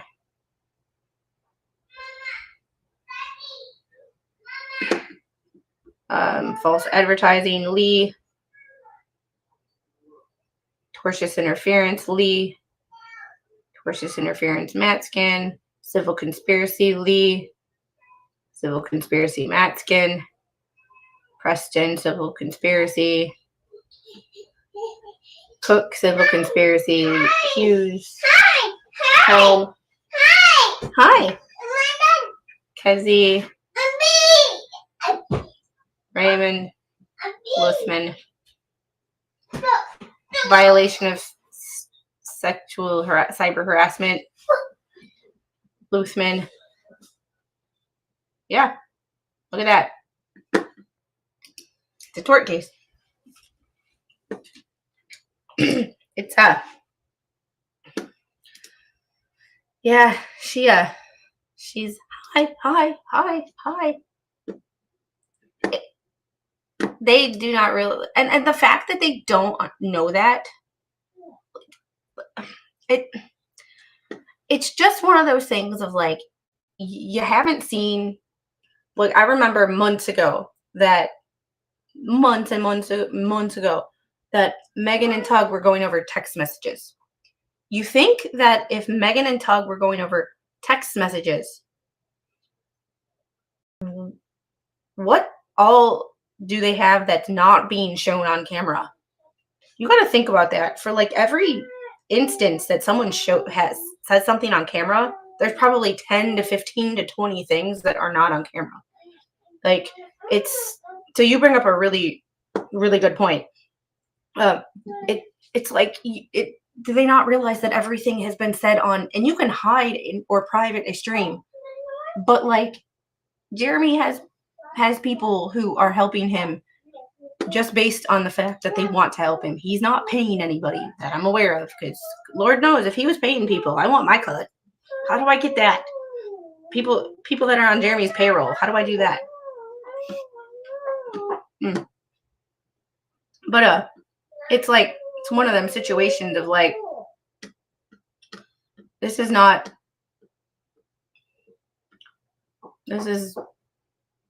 a yeah. They're so stupid. This whole thing is stupid. Not in the sense of like Jeremy needing to protect his reputation. That is not what I'm saying. But like, how far this has gotten because people can't just admit that they screwed up and change their ways. That's the weird part. Like, if you just go, yeah, I fucked up, my bad, like, I won't do it again, and you like other people have, like other people that were potentially on the wrong side of Jeremy Hales' bad stuff, you know, on the wrong side of the issue, and then we're like, oh crap, I messed up, I was wrong, and like stop doing it, and like you don't see them streaming about it anymore, you don't see them doing anything, and like it. Oh, that's how Jeremy doesn't. If Jeremy, I'm sorry, like that, Janet. You know, you know, I got you. You know, I love you. I just find that funny because Jeremy has 700 and some odd thousand subscribers. If that was, he pays you in subscribers. I'm sorry, no offense to anybody. This is not meant to, this is purely based on fact. If every single one of Jeremy Hale's subscribers went and subscribed to everybody else, DUI guy doesn't even have that many subscribers. And a lot of his subscribers are purely LawTube. He had, what, 200 to 250,000 subscribers after Amber Heard, Johnny Depp. So if that is true, I know you're being facetious, but like, I know they've probably said that, and it's like, then how come DUI guy doesn't have 750,000 subscribers? Like, and that's no offense to DUI guy because I watched all his Karen Reed stuff. Like I've watched DUI guy since Amber Heard.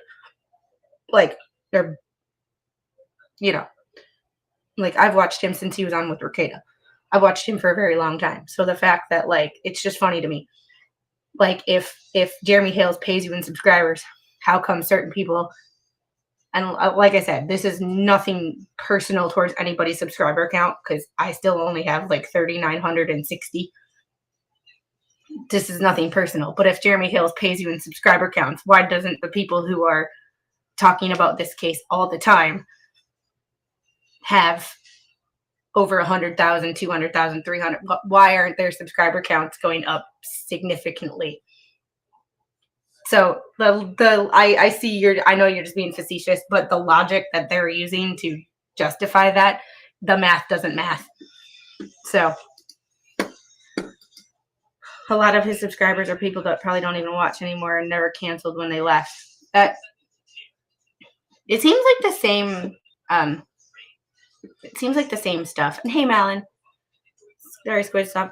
New stuff on Laura Owens dropped today. Not good for her at all. Oof. Yeah, I haven't really been keeping up with that case because that's another case that it's like the drama that was off. Laura Owens was another case where it was like the offline drama or the out of court drama between like supporters, like between Reddit and Instagram and Twitter and Discord. Like it all became too much to yeah. There we go. I've explained that, so I don't mean shit. Yeah. If it throws off your percentage, it actually hurts you. And it's one of those situations too of like, how many people hate watch that don't actually subscribe? Because if all these haters seem to know everything that Jeremy does and every situation and every video he comes out with, how many people are watching Jeremy or Megan or Tug or me or Spawn Trooper or Just Jay or anybody who's covering it and Shizzy? How could I forget Shizzy? Oh my goodness. I haven't talked to him in a long time, but how do you forget Shizzy? It's one of those situations that it's like, how many people hate watch because everybody seems to know everybody that everything that everybody else is doing and everything that Jeremy is doing. It's like these hate watchers. It's like, thanks for the ad revenue, people. Some of the haters joined them because they were blocked on the Hales channel. I don't know. It's so weird. Like, and let's go back to this one. Oh, wrong one. My bad. I don't know why I still have that up.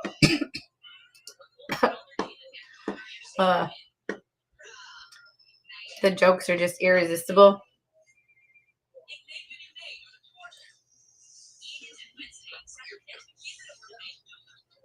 You crack me up.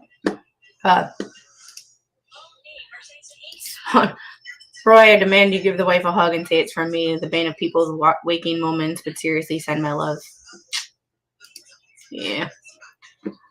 All right. Plaintiff fails to state a claim for tortious interference with business relationships. So that was basically 12 pages of nothing, because there's not even a defamation claim in there. So we just wasted a whole bunch of time. Ugh. Quid pro quo DMs, please. It's the same Spawn. If you want to jump in, jump in. It's the same link. So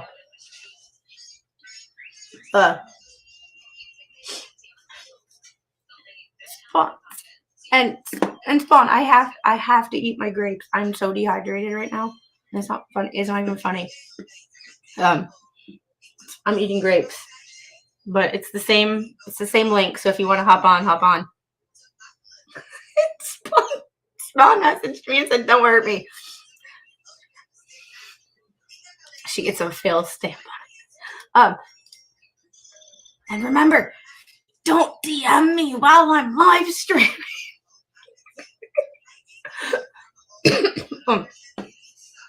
This is just so, at this point, it's like so dumb.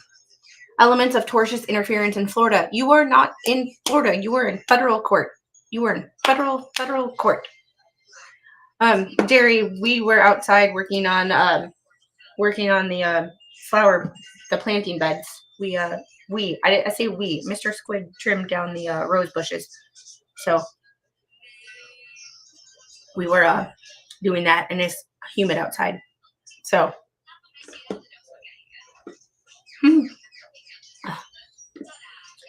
all right. This is stupid. This part, tortious interference in Florida. You're not in Florida. When you are in federal court, you are in Florida. You are in federal court. The state no longer. Hey, General. This is Lisa Lee, or this, however many names she has. Like, I'm not even.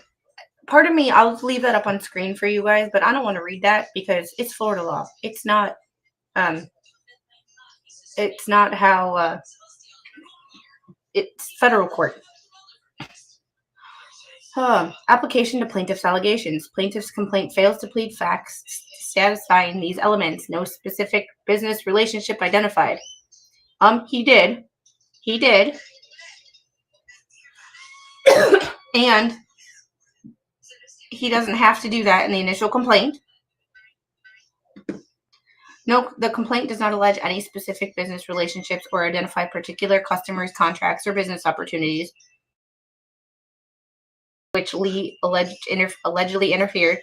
General references to reputation and sales or business modeling income are insufficient. See Ethan Allen, Southern District at 814. An action for intentional interference with business relationship requires a business relationship evidenced by an actual and identifiable understanding or agreement in which all probability would have been completed if the interference had not occurred. And this is the other thing where I'm really interested in how the law might change or what case law might come out of this, because a YouTube business relationship, terms of service, and being monetized on YouTube is not your typical contract. It's not like I'm selling a product and you guys are buying it. It's not like my merch store, for example, where I'm literally selling a product and you guys are buying a product. It's different. And it's so the fact of like, members and how many people are members, because not everybody's a member. Gifted memberships. You get a gifted membership, you're a member 1 month, you're not a member the next. It fluctuates. So to see how a law might change or case law might change based on a YouTube business relationship, I'm very interested in. He lost his contract with Whatnot. Yes, that I'm aware of, and that's going to be one aspect of it. But my mentality, because that's an actual contract. But my interest is the YouTube part, because technically I have a contract with YouTube. It's terms of service, but it's not a contract that I physically printed out and signed like you would think of when you go to a lawyer's office and sign a contract. Or I buy a house and I was signing the contract on all those papers at a lawyer's office. So it's that dynamic of a in-person court who does not deal a lot with online issues, all of a sudden dealing with an online contract with a social media giant such as YouTube. It's very interesting. It's going to be it's very interesting to me in the sense of like, as a YouTube streamer and a content creator, quote unquote, what this might actually look like in case law. But it seems kind of weird, but it's like, they were so mad about filing the wrong thing. They blame Randy for tricking them. They just didn't read. Yeah, reading's important, but reading's also hard. And that's the thing. That's why it's never a good idea to be a pro se defendant, because the law is confusing. The law is very, very, very confusing. Yes, however, it's an implied contract, as you are paid, viewed as an independent contractor with a 1099. Yeah, and my taxes loved that. However, and I know that, but it's just how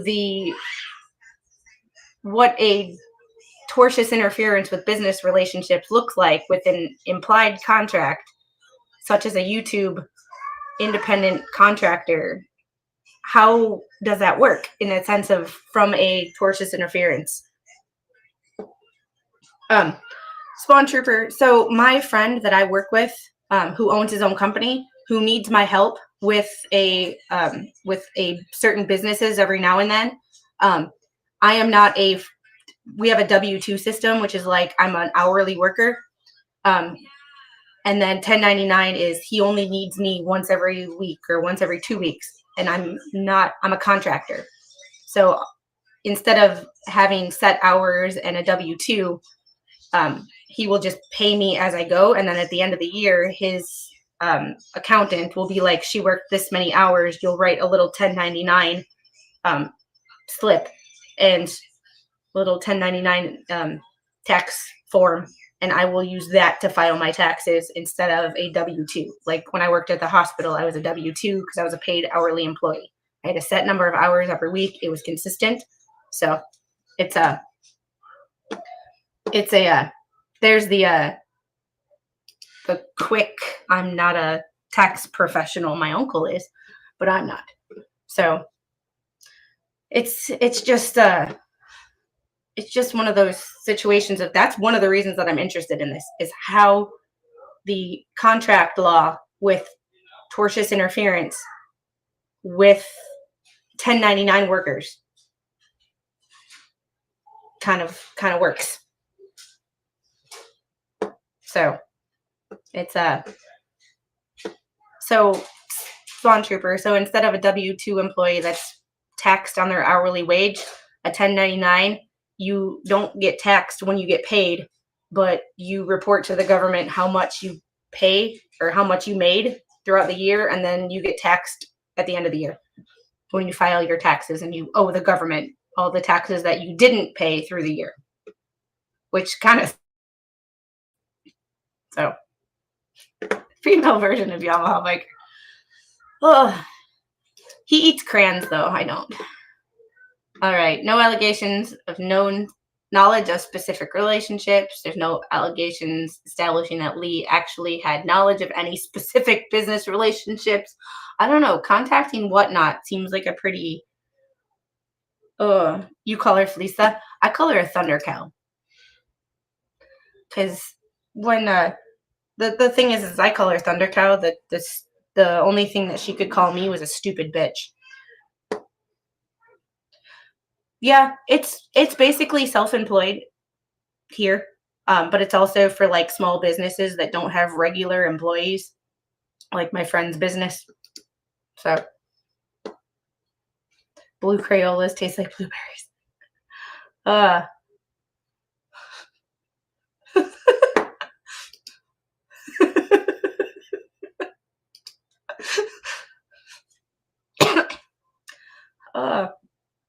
Non-privileged, unjustified interference. The complaint alleges the focus on Lee's publication of statements online and YouTube, criticism, negative commentary, and even allegedly false statements do not constitute actionable interference, especially whereas here the conduct is not directed at inducing a third party to terminate a relationship, but instead aimed at a broad, undifferentiated public audience. No, ma'am. Come here. Oh, a cat. Nuh-uh. Nuh-uh. Go by daddy. Hey. Hey.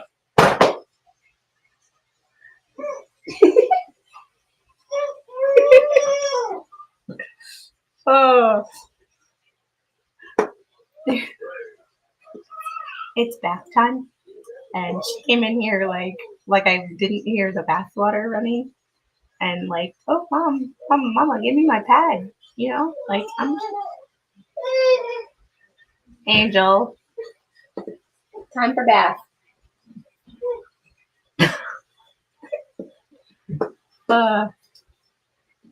BBB was unhinged this night with his words towards the judge, and yes, it's one of the it's one of those, like, I heard a lot of people are being kind of negative towards the judge on both sides, but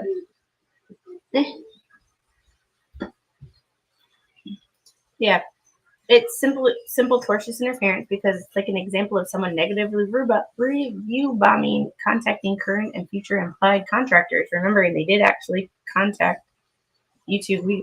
Good point. And it's like you don't think that Jeremy has evidence. Like, he's just waiting. He's just waiting. Negative commentary and even allegedly false statements do not without more constitute actionable interference, especially where, as here, the conduct is not directed at inducing the third party to terminate a relationship, but instead aimed at a broad, undifferentiated public audience. Did they ever say the words "go unsubscribe" to him? Because even that, if you want to spin it correctly, could be seen as tortious interference, because the less subscribers he has, the less money he makes. So even telling someone to go unsubscribe to another channel because they, you said that they did this, or you said that they did this, or you said that they did this, that they really didn't do. You said that they threatened somebody that they didn't do. And you tell them to go unsubscribe, or that they are this awful person and you shouldn't watch them. That technically could be seen as tortious interference with business relationships, because by you saying the words "go unsubscribe" to them, you are technically reducing their ad revenue. And by you reducing their ad revenue is reducing their income. So you're affecting their business relationship. If you really want to like argue that and twist it. You've been told to unsubscribe from life itself. Yeah, I've heard people say that. Yeah, the entire audience is potential contractors. So when someone else tells, when another content creator tells their audience to go unsubscribe from another content creator, and it truly talks crap about that content creator and causes that content creator to lose money, technically speaking, isn't that tortious interference? If you really want to be technical. Go take a bath real quick.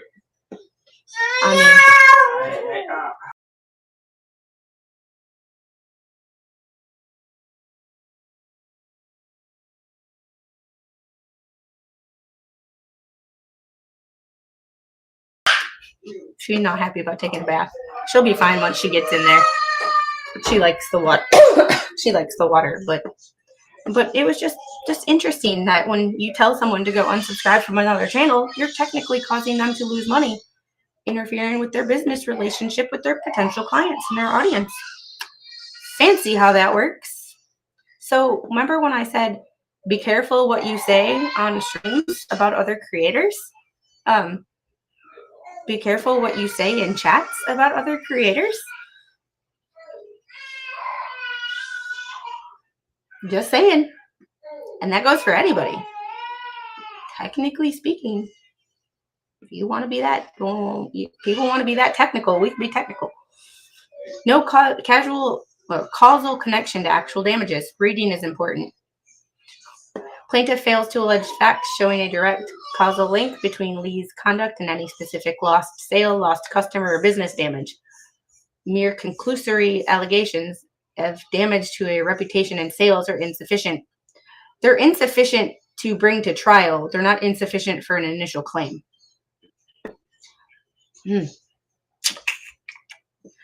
Hoy, I'm just saying.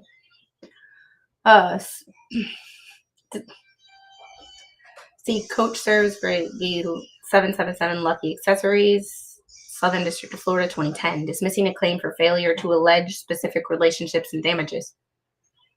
Federal law consistent, no plausible claim stated. Federal courts applying Florida law require a plaintiff to plead sufficient facts and state a plausible claim for relief. See, here's that Ashcroft v. Iqbal again. Just saying, it's the same case over and over and over again.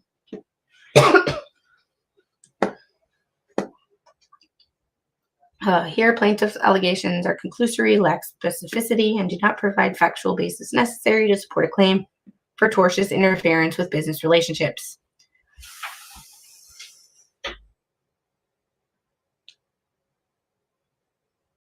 Argument 6, plaintiff lacks standing under that and fails to state a claim under the Lanham Act. I'm so sick of this stupid Lanham Act. To bring a claim under Florida's Deceptive and Unfair Trade Practices Act, plaintiff must be an aggrieved consumer or person or entity who has been harmed as a consumer by an unfair or deceptive act or practice. Florida Statute 501.211. Courts have repeatedly held that business competitors and non-consumers lack standing to assert claims unless they are able to allege that they themselves purchased or received goods or services as a consumer.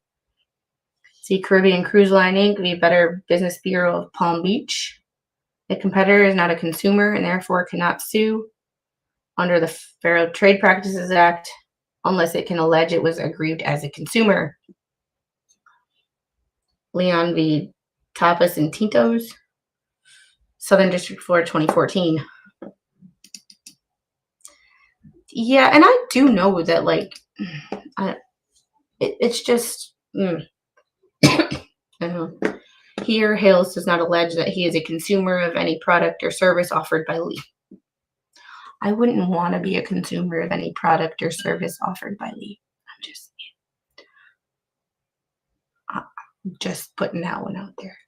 Nor that he purchased or received anything in commerce from Lee. Instead, he alleges only business and reputational harm resulting from Lee's statements and further describes Lee as a business competitor. Such allegations do not establish standing under that Trade Practices Act, and then claim must be dismissed. Oh my goodness, I just can't. Is anybody sick of this yet? Because I am. Plaintiff fails to state a claim for false advertising under Lanham Act. Lanham Act's false advertising provisions require that plaintiff be a business competitor who has suffered commercial or competitive harm as a result of the defendant's advertising or promotion. To state a claim, a plaintiff must allege the defendant made a false or misleading statement of fact in commercial advertising or promotion about its own or another's product.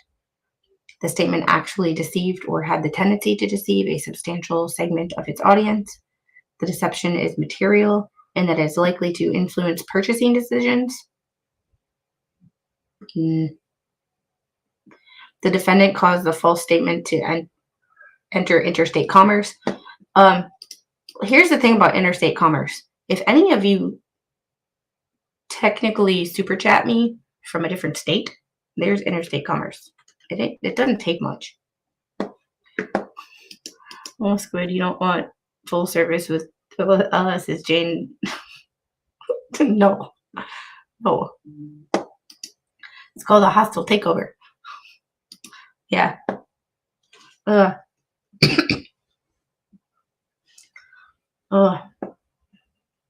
I'm just saying, like, yeah.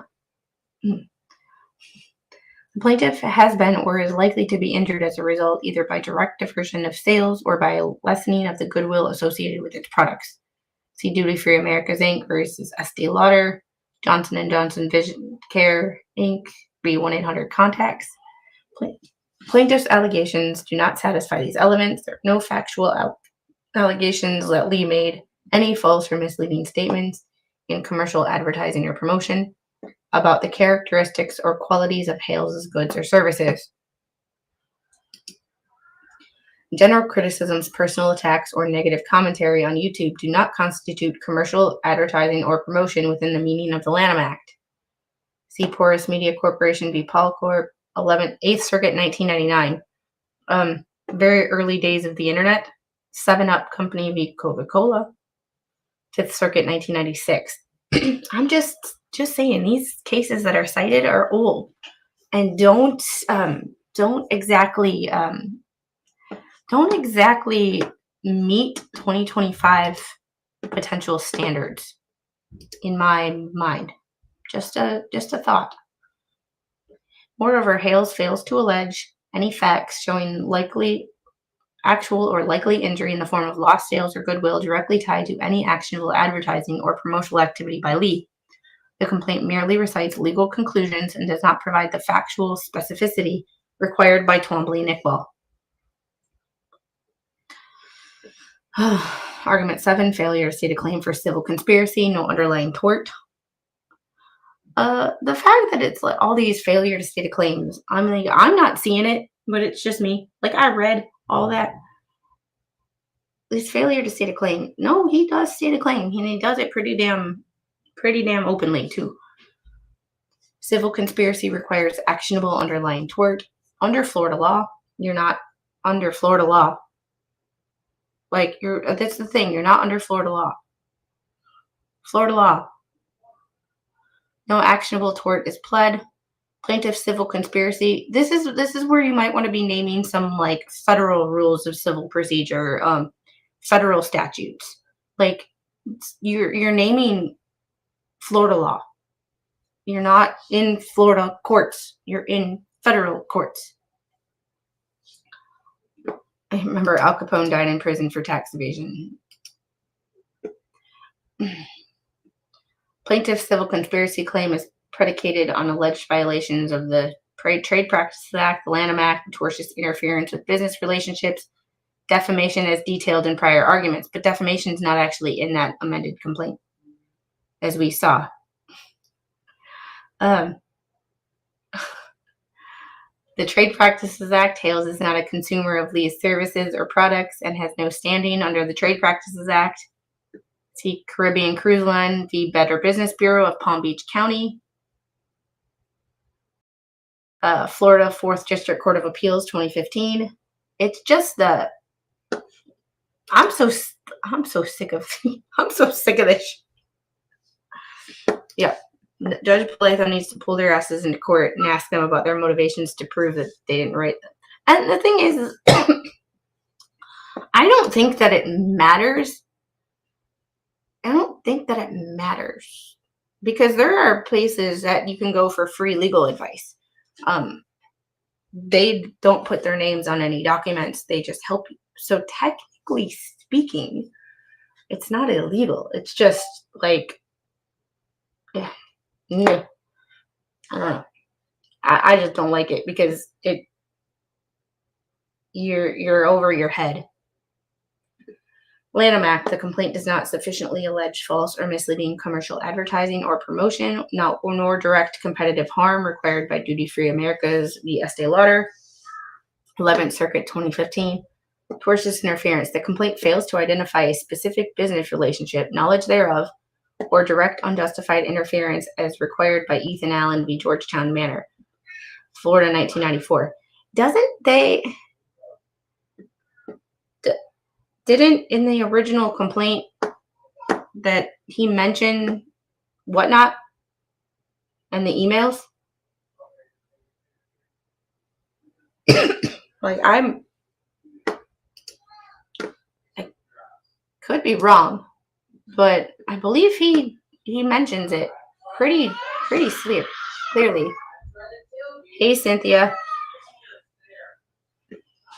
The complaint fails to meet the criteria for defamation. Well, defamation is not actually in the complaint, as we saw. Like, defamation is not actually in the complaint.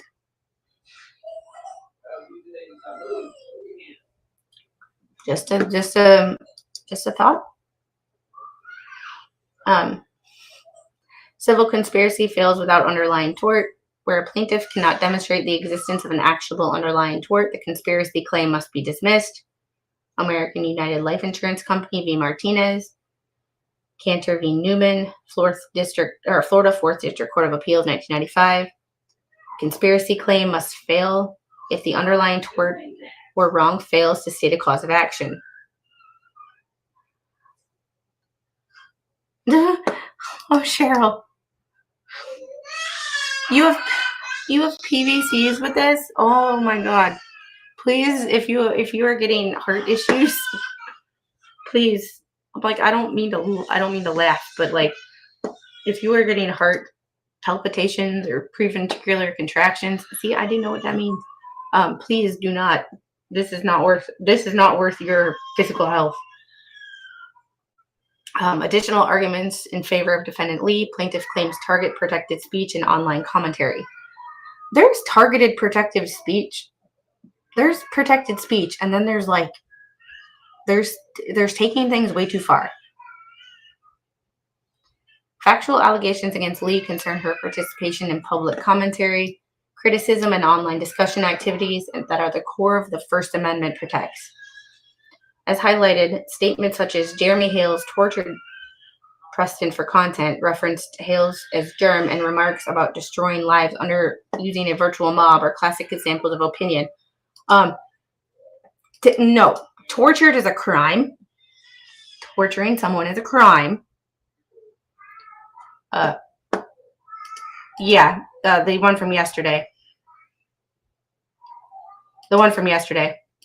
It was the only one when I checked earlier today that was there. So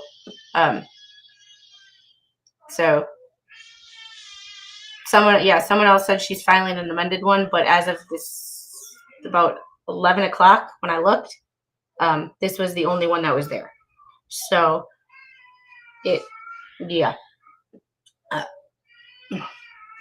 like, I'm sorry that this word right here constitutes a crime. Just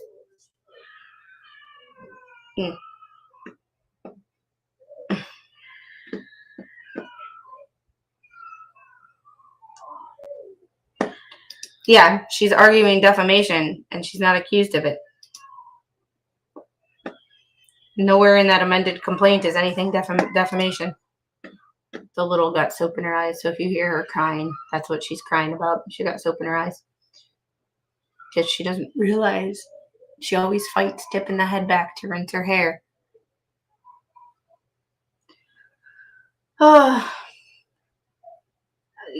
Classic examples of opinion. I'm sorry, this one is not an opinion. That's not in that it does not constitute an opinion. That constitutes a crime. And I'm just PVCs are preventricular contractions. So your ventricles in your heart don't contract right. That's the easiest way. There's a lot more to it than that. I'm not a doctor, but I did work in a heart center and on a heart floor for a while. It's been a few years, so I have some skill fade, but PVCs are not something to be not something to take lightly. Your heart doesn't contract the way it's supposed to.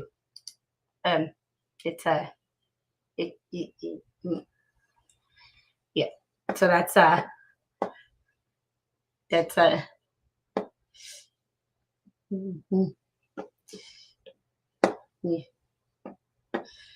it's not there's more to it than that. Obviously, that's not the part of it, but it's your ventricles don't contract like they're supposed to. All right, generalized and conclusory allegations are not sufficient. The complaint relies on vague, conclusory, and generalized allegations, such as claims of malicious conspiracy, scheme, campaign of public disparagement, without specifying what statements were made, when, or showing how they are provably false. Such as allegations do not meet the federal pleading standard by Iqbal and Twombly and are insufficient to state a claim under Florida law. You're not under Florida law. Do you notice that there is no, like, she keeps mentioning Florida law, but there is no federal statutes that you need to be mentioning Florida statutes. Florida statutes. No, federal statutes, sorry. Oh, she is only mentioning Florida law. And it's like, yes, sometimes federal law does follow state law, and state law, well, it's more like state law follows federal law is more the phrasing that should be used. However,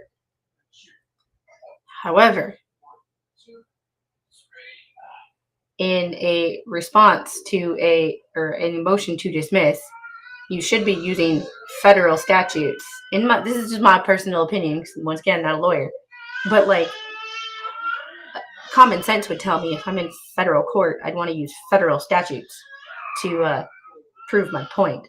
Like just to my brain doesn't autocorrect right. Like autocorrect is your worst enemy. My brain doesn't autocorrect some days. Yeah, right here, Nicholas, you bring up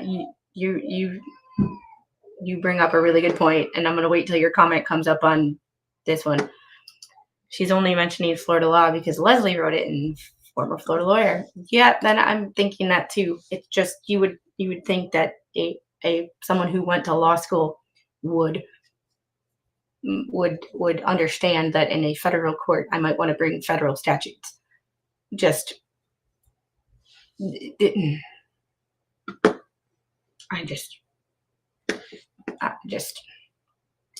Yes, not always, considering marijuana state laws vary from federal laws. That's true, which technically makes the state laws that's a weird contradiction. Which makes the marijuana laws weird, because technically state or federally it's still illegal. So there's a weird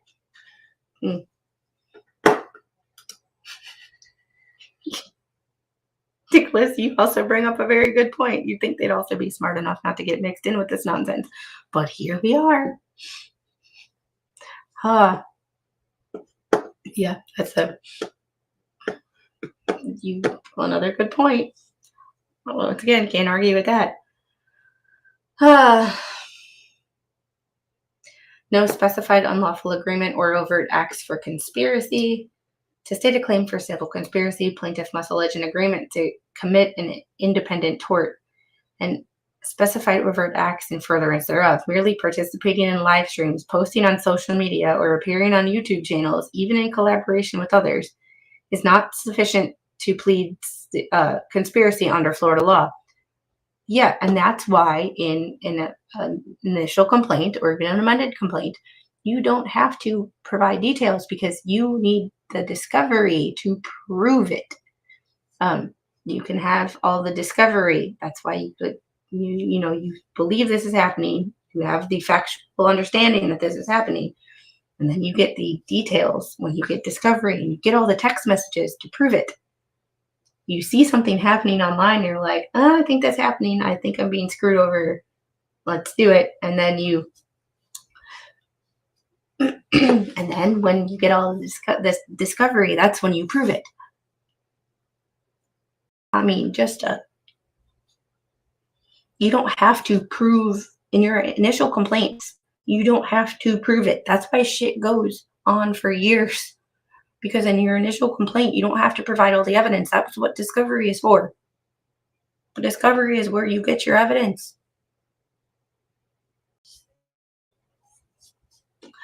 Oy. You would think all these great genius minds would know to use federal case law. Yeah, and I mean, they did use some federal case law, but you would think they would use federal statutes when talking about the law, considering they're in federal court, and federal statutes are the important thing here. No trade or commerce alleged under the Federal Trade Practices Act. Plaintiff makes no allegations that Lee engaged in any trade or commerce with plaintiff or that Lee conduct was likely to mislead anyone, acting reasonably under the circumstances. The complaint fails to allege actual damages or any deceptive act or unfair practices act as required by the federal the Trade Practices Act. I hate that acronym, and thus cannot state a claim. See, that name I'm not going to say because I would butcher it. The Global Force, 11th Circuit 2023. See, that's an 11th Circuit case and a recent one. No commercial advertising or promotion under the Lanham Act. The statements attributed to Lee do not constitute commercial advertising or promotion as required by the Lanham Act.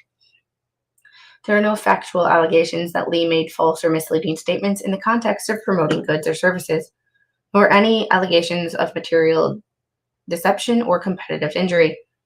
See Interstate v. Polymer Corp v. Inspired Technologies, Southern District of Florida, 2010. Another federal case. I have to look up more on the Lanham Act. I read it, but I have to actually understand it because it's over my head. No identifiable business relationship for tortious interference. The complaint fails to identify with specificity any business relationship between plaintiff and a third party which Lee interfered. Didn't he mention whatnot?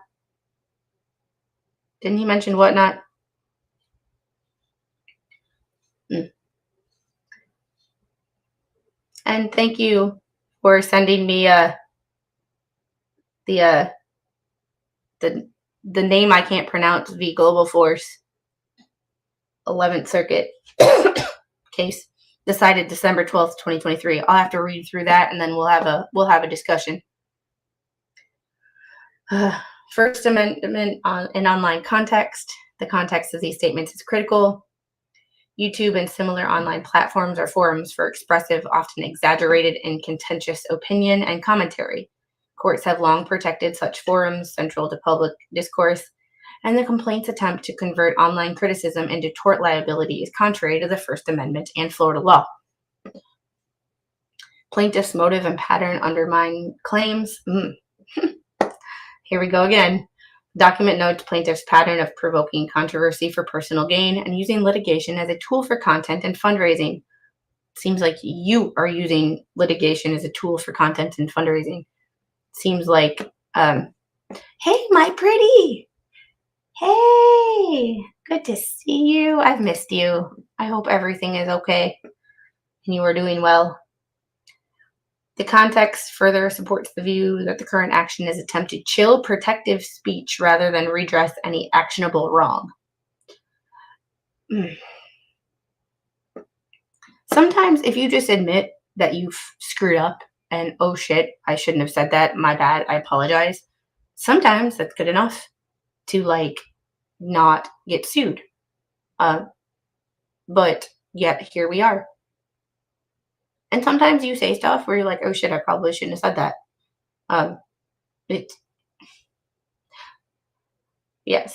Certificate of compliance with local rule 7.1. I certify this memorandum contains 4,655 words. Yep. And then she sent it in on June 25th. It didn't get posted until the 26th. So I will check the docket just to see if there's anything on it. But I will whoop. And then, oh yeah, there's a response from Jeremy that I have to relog in. I forgot about the response. It's 13 pages. If you want to see it, I will save it. Actually, I will go over it super quick because I need to get going. I am hungry and I am missing. I will have to be on replay crew for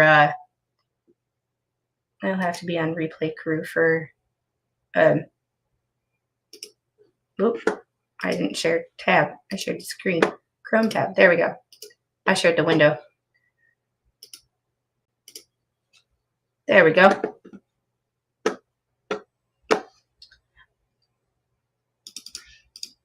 Let's see. All right. Plaintiff's response in opposition to defendant David Helms' motion to dismiss for failure to state a claim.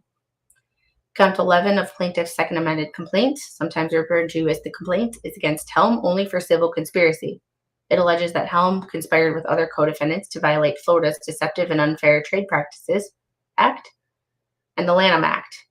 See, the Lanham Act is a U.S. code. The Florida statute, the Unfair Trade Practices, is a Florida statute, but the Lanham Act is federal. And to commit the tort of tortious interference with advantageous business relationships in furtherance of a scheme to ruin Mr. Hales' business and reputation, creating YouTube content for his popular channel, What the Hales. Helm's motion to dismiss argues that plaintiff, this is an actual motion. This is an actual well-written. You can look at the just how easy it is to read. Motion to dismiss argues that plaintiff's lawsuit is a slap suit aimed at silencing his constitutionally protected free speech on matters of purported public concern and requests either dismissal of the complaint or an order on a summary judgment pursuant to Florida's anti-slap statute. Section 768.295, Florida statutes. He also asserts that the statements and conduct attributed to him in the complaint do not constitute an overt act in pursuance of the conspiracy to commit the torts of violating the false advertising of the Lanham Act, Florida's Deceptive and Unfair Trade Practices Act, and tortious interference with advantageous business relationships. The gravamen of Hale's response in opposition is 1. Florida anti-SLAPP statute does not apply to the facts of this case as it concerns commercial speech. Helm performed the wrong analysis to test the legal sufficiency of a claim for civil conspiracy, which is the only count against him. Plaintiff claims are well pleaded and supported by sufficient factual allegations to survive a motion to dismiss under 12b-6, the federal rules of civil procedure. Memorandum in opposition, his request for summary judgment, Helm fails to substantively and procedurally. Helm couches his motion as a motion to dismiss pursuant to FRCP 12b-6 and is a motion for summary judgment pursuant to section 768.295. Is a request for summary judgment under Florida's anti-SLAPP statute. Helm's motion to fail substantially because Florida's anti-SLAPP statute does not apply to this case. The complaint alleges specific and actionable claims, including civil conspiracy, tortious interference with advantageous business relationships, violations of the Florida Deceptive and Unfair Trade Practices Act, and false advertising under the Lanham Act. These claims are based on defendants' intentional and unjustified actions which caused harm to Hale's business and reputation. The allegations are not aimed at suppressing defendants' free speech, but rather at addressing unlawful conduct, which includes but is not limited to actionable commercial speech. Helm's request for summary judgment also fails procedurally, even if Florida's anti-SLAPP statute were applicable here. Section 768.295 does not provide an alternative summary judgment procedure to set forth in Florida Rules of Civil Procedure 1.510. And I like that they did that, so you can tell the difference between Florida and federal. It's nuts. She's just been busy with some stuff, but she is fine. So, the statute simply anticipates that in cases implicating constitutional First Amendment concerns, summary judgment motions may be filed early in the case. However, the statute does not create shortcuts or otherwise truncate the summary judgment process. See Flynn v. Wilson, Florida 2nd District Court of Appeals, 2024. For purposes of summary judgment, Helm's motion is deficient. It's not supported by affidavit or any summary judgment evidence whatsoever. Moreover, it attempts to contradict plaintiff's factual allegations with nothing more than conclusory assertions, which immediately fail in this posture because the court must accept all factual allegations in the complaint as true and construe them in the light most favorable to the plaintiffs. That was my big problem with a lot of stuff that Lisa wrote in her 27-page monstrosity. I couldn't think of the words, but this is it. Randy put it right there. I couldn't think of the words that I needed to say. Brain fog was getting me. But you need to take the complaint as true and construe them in the light most favorable to the plaintiffs. So in her motion to dismiss, where she said they are conclusory, technically they weren't, from what I read. However, you need to take that as true unless proved otherwise. If anything, Helm's motion exposes the existence of genuine issues of material fact, thus rendering summary judgment wholly inappropriate. You see how easy this is reading? This is already on page 4. There hasn't been a whole lot to stop and go, what the hell? Helm's motion to dismiss pursuant to Rule 12b-6, say 12b-6 one more time, must be denied as plaintiff's claims are well pled and supported by sufficient factual allegations. Under FRCP 8A2, a complaint must contain a short and plain statement of the claim showing the pleader is entitled to relief. Detailed factual allegations are not required, but the rule does not call for sufficient factual matters, except it is true, to state a claim to relief that is plausible on its face. Bell Atlantic Court v. Twombly. There's that same case again. They're using it on both sides. A claim has facial plausibility when the pleaded factual content allows the court to draw the reasonable inference that the defendant is liable for the misconduct alleged. See, you don't have to provide exact, like 100% proof. That's what discovery is for. You just have to imply and make the reasonable inference that A plus B equals C.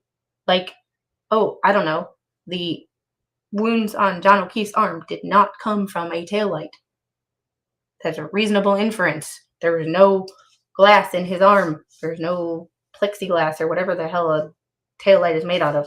There was none of that in his arm. No reasonable inference that it was not made by a taillight like that. Even though, obviously, yeah.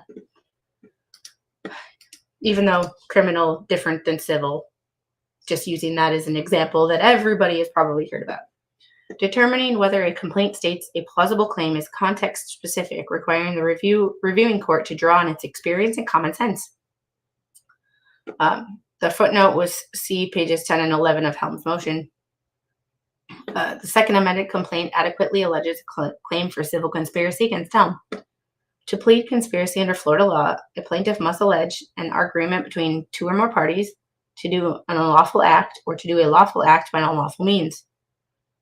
the doing of some sort of overt act in pursuance of the conspiracy and damage to plaintiff as a result of the acts under the conspiracy. Otto Candies LLC v. Citigroup, 11th Circuit 2025, citing Ramey versus Furlong, Florida 3rd District Court of Appeals, 1997. See, they're using a Florida case, but that went all the way up to the 11th Circuit.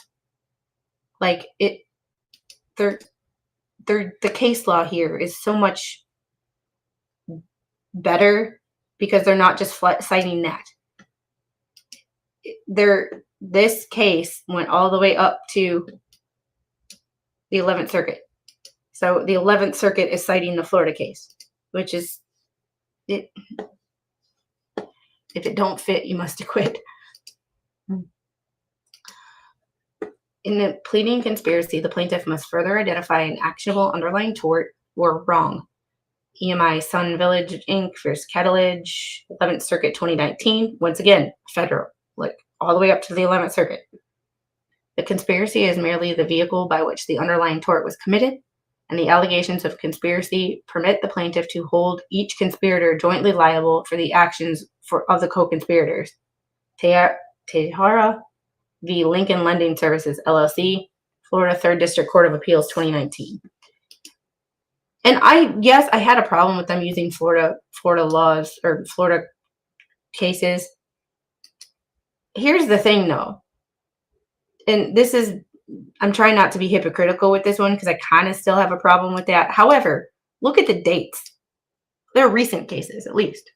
Like, I still think my personal opinion, this is just my personal opinion as me. I'm not a lawyer. But I would use federal cases, not state cases. However, or cases that have gone to the federal level in appeals wise. However, this case is 6 years old. They were using cases from 1938, 1962. So at least they're using cases that are more recent in the sense of like 6 years old, age of internet. I'm just saying, if you're talking about the internet on a case, you should use cases that were decided when the internet was around, just to,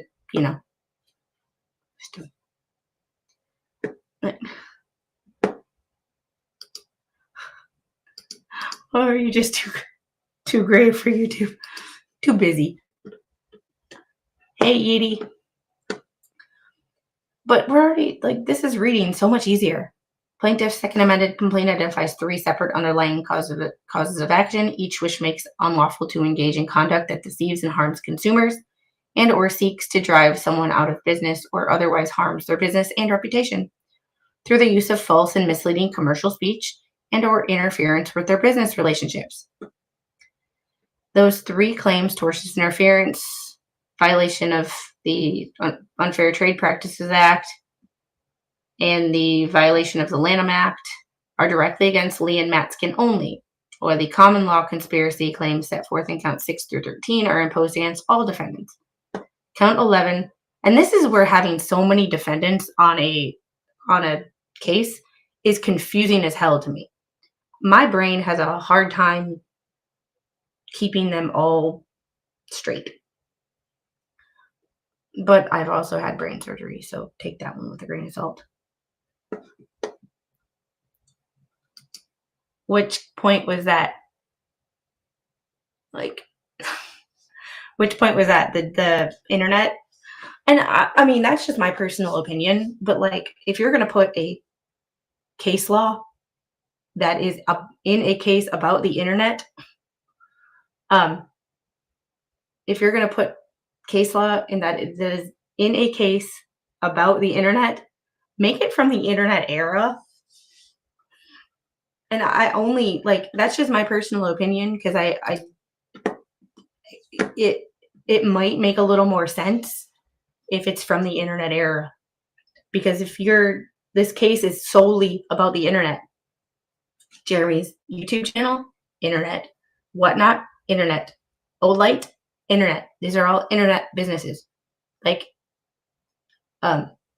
They're the haters' YouTube channel, the conspiracy, internet, the communication, all done through internet and or text messages, emails. This is all internet. So like to cite a case that was before the internet, that I have no idea what that case actually like is fully about. I've not read a case from 1938, especially that one. However, it's just my personal opinion that like maybe it might be more relevant if you have a case that's from the internet era. And that's another thing about like cases or judges and court systems taking internet issues seriously. If you're not citing cases that are from the internet era and involve the internet and cyber harassment or internet issues, are they going to take internet issues seriously? It's this like it's where my brain goes. It's like one thing leads to another, and it's how I derail myself, is because my brain goes from one topic to another super fast. In this sense of like, if you're not talking about the internet, why are they going to take the internet drama seriously?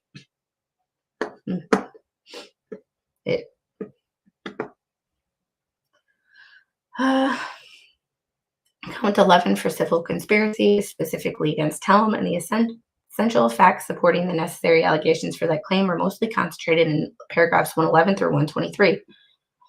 When it comes to alleging a claim for conspiracy, Florida law is clear that each co-conspirator need only know of the scheme and assist in it in some way to be held responsible for all the acts of his co-conspirators. In Chera, Southern District of Florida 2006, affirmed in that case, Southern District of Florida 2007, affirmed the Florida's 3rd District, 11th Circuit 2009, citing Charles v. Florida Foreclosure Placement Center, LLC, Florida 3rd District Court of Appeals 2008. Helm's arguments, however, suggest that he misunderstands the analysis to be performed to test the legal sufficiency of Count 11 against him for civil conspiracy. By conflating the elements of the 3 underlying causes of action, which are not against him directly, with the 3 elements of conspiracy, which is against him directly, he uses incorrect legal standard to test whether his conduct is actionable. That is, instead of properly evaluating the factual allegations pertaining to him under the elements of civil conspiracy, he improperly evaluates them under the elements of the Unfair Trade Practices Act, Lanham Act, and the tortious advantageous business relation, or tortious interference. Helm's flawed analysis and flawed conclusions compromise 1/3 of his motion to dismiss. The complaint sets forth a cause of action for conspiracy against Helm in accordance with the controlling general plausibility standards of FRCP 8A and the general legal standard for testing a motion to dismiss. And back again, you didn't do anything. You sent me a video, so I'm scared to watch it. I got a bad migraine. I'm fighting. I don't know, not winning it. It is. Have you ever tried e-stim on your neck? Not the side of your neck. You do not put e-stim on your carotid artery. You will not have a good day. But talk to your doctor or nurse practitioner or a therapist about getting an e-stim device and putting it on the back of your neck. Holy crap, it helps with my migraines. It doesn't fix them anymore, but it doesn't. I know there's not enough internet rulings, but like stuff from the internet era, in the sense of like using a case from 1976, or 1938 or 1962 to talk about something in 2025. There's probably an updated case law that would be more beneficial. So, if you have the #1 crown, does that mean you talk too much? I actually met somebody who talks more than me today. As plaintiff's underlying cause of actions do not allege fraud, there is no heightened pleading standard for the general plausibility standards of Rule 8A control the agreement element of the conspiracy claim. Auto Candy is at 74. Moreover, under FRCP 9B, the defendant's knowledge can be alleged generally, even if the cause of action involves fraud. Finally, on a motion to dismiss, the court takes the factual allegations on the complaints as true, even if they are subject to dispute, and construes them in the light most favorable to the plaintiffs. Stephen Gotchera. Oh, nope. We're just gonna pass by that one. 11th Circuit 2018.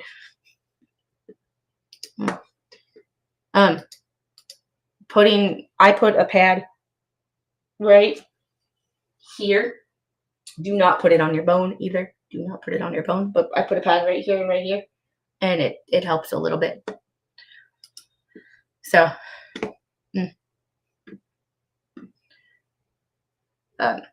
consistent with the rules and principles, these complaints sufficiently alleges damages in specific amounts under each count, including lost profits, treble damages, and actual damages under the Unfair Trade Practices Act.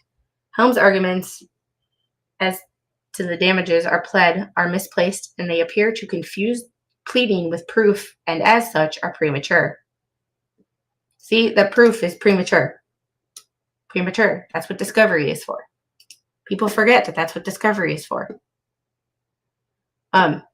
Between the more relaxed pleading standards for this case, combined with the over 150 paragraphs of factual allegations in the complaint, approximately 18 of which address Helm's specific acts, plaintiff's complaint easily permits the inference that Helm and other co-defendants agreed to commit acts, including engaging in impermissible commercial speech, intended to harm plaintiff's business and reputation in the business community, as well as deceive customers.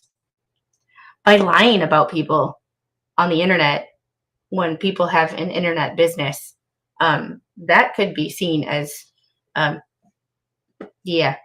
could be, that's deceiving customers when you lie about people and you lie about what they said or didn't say. Like, I don't know, leave me alone.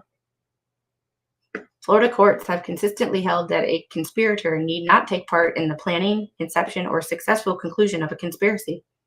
The conspirator need only know of the scheme and assist in it in some way to be held responsible for all the acts of his co-conspirators.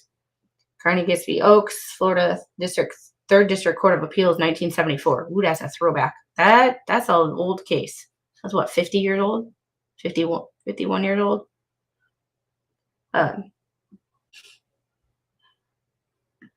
Although threadbare, conclusory allegations will nonetheless not survive dismissal, the existence of a conspiracy and individuals' participation in it may be inferred from circumstantial evidence. As you can see, like, I'm not a lawyer. I don't know if there's anything newer, but I don't like old cases because there's been, 50 years of case law since then, and you couldn't come up with something newer. I'm just saying, there hasn't been a civil conspiracy case in Florida, the 11th Circuit, even nationwide, newer than 1974. I mean, this is just my personal, this is not, and even when I was reading Lisa's and I was saying that it was old, that's not a knock per se, that's just my personal opinion, because I'm like, you can't come up with anything newer in case law. Like, there hasn't been a tortious interference or a conspiracy case that's been decided that could help you in the last 50 years. I'm just saying. I'm just saying. Like I said, I'm not a lawyer, so I don't know. But I'm with all the cases that happen all over the country every year. You can't come up with something else. Just like I said, my personal pickiness, I guess. And like I said, that's me being picky on both sides.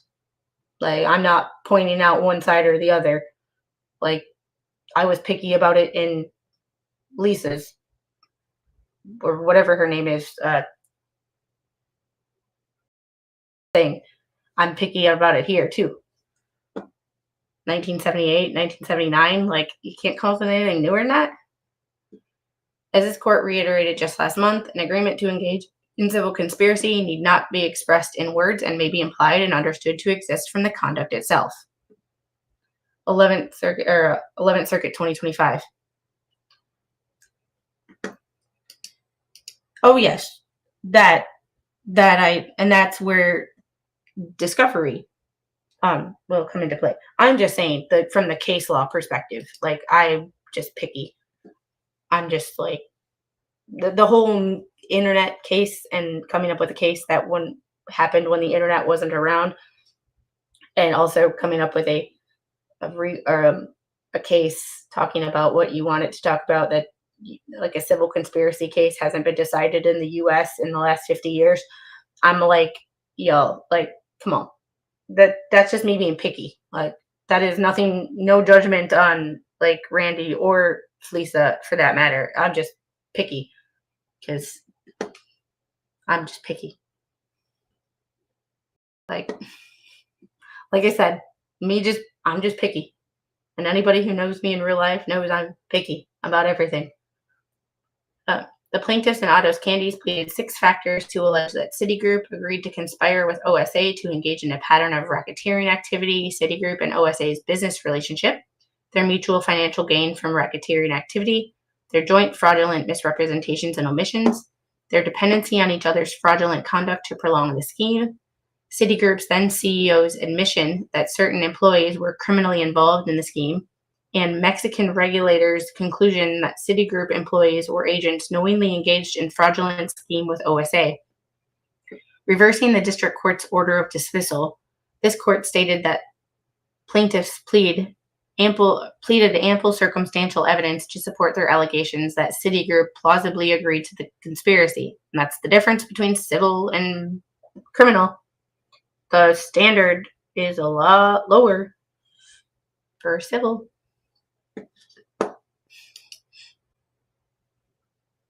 We're just going to leave that one right there, Dan.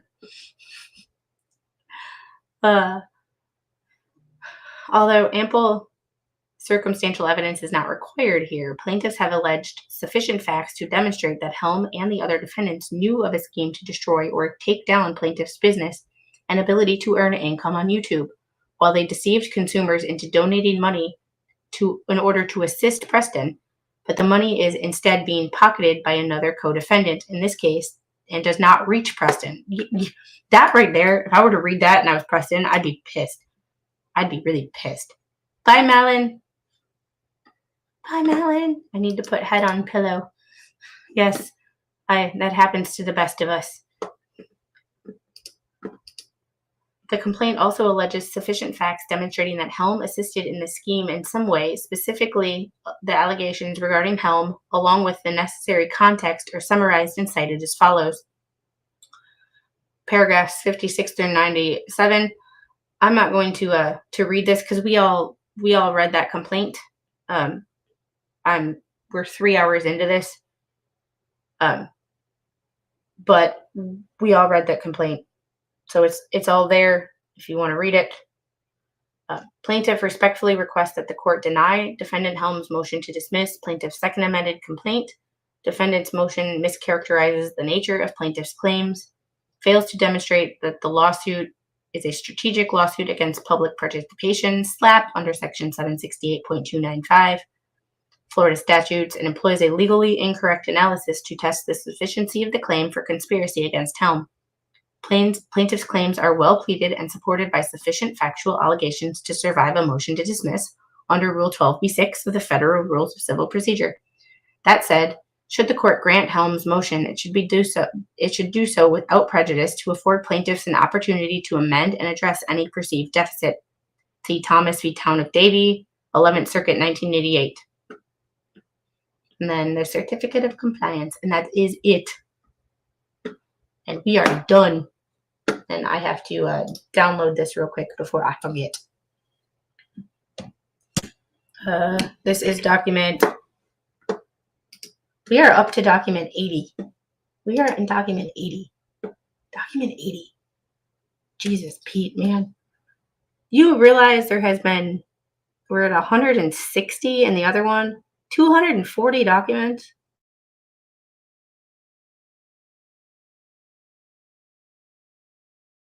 Like, what in the actual, like, oop,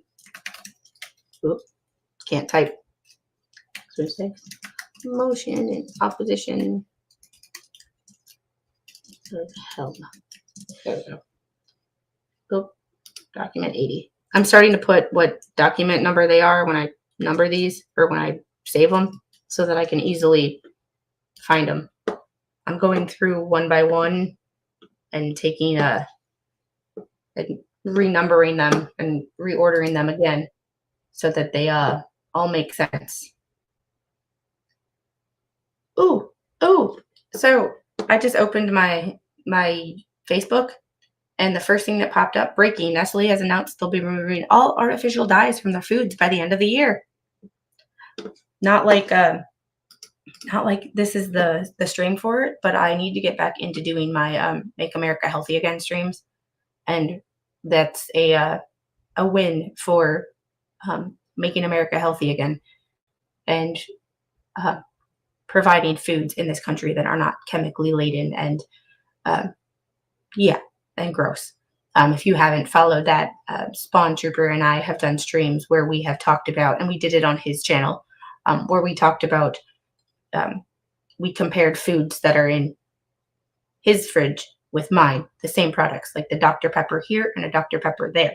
And yes, he drinks a shit ton of Dr. Pepper. However, Dr. Pepper in Wales and the Dr. Pepper in America are completely different. Sugar, high fructose corn syrup, 80 million freaking chemicals, like 6. So, yeah, we need to do that again. Yep, I'm getting back into the content that I love to do, which is stuff like that. I might actually do some workout streams as well. So, yeah, to be fair, the Supreme Court cited a 100-year-old case in one of their decisions today, but probably not these. Yeah, that is true. Yeah, I heard they made a couple of decisions today. So, but when you're trying to, there's some stuff, but I have to look at what case they cited too, because it's not just what case, the age of the case, it's what the case is. So that 1932 case or 38 case might be plausible. It might be the only case like that. I might be fair, and that might have been the best case that they could have come up with for that. But it just seems, Question: if the order comes down in federal 1 for defamation against JH, can that judgment carry over to federal 2? I don't think so. Not unless the lawyers in federal 2 decide to try to put it in. Woo! Busting down the door like you're the cops. Like you own the place. Oh, that's because you do. Hi, baby. You ready to go? You want to say bye? There's no more grapes in there. Mommy ate them all. Nope. But we're going to go cook dinner soon. Yeah, and you want to say hi? All right. You say hi. Hi. Okay. Yeah, we're not tattooing ourselves today. You just took a bath. All right. But we are going to get going. I will see you guys probably Sunday, or Monday. Most likely Monday. Mostly Monday to talk about the hot car case out of Florida. I believe it's Volusia County. Because I need to start covering cases like that again. So, yeah. And then I will be updating. I'll probably do 2 streams on Monday. One for that hot car case and one for whatever updates come over the weekend with this. Probably only going to be doing maybe two streams for what the Hales. Tops 3, depending on what comes out and how quickly they are. But got to get into starting some cases again. And going to give you some Judges Gone Rogue case updates for Hannah Dugan. And July 8th, our favorite Dr. Goodhair has a hearing has a mediation with HCA Healthcare in Florida. Just HCA Healthcare, if you ever see this, just pay the man. Like, let Dr. Goodhair get back to doing what he does best, making content and entertaining all of us and being Dr. Goodhair. But yes, he has a hearing on July 8th. So he asked for prayers because he is feeling like a David versus Goliath situation. Yeah, we're not tattooing ourselves. But on that note, y'all have a great day. I will see you guys on the next one. Bye. Want to say bye? Bye. Bye.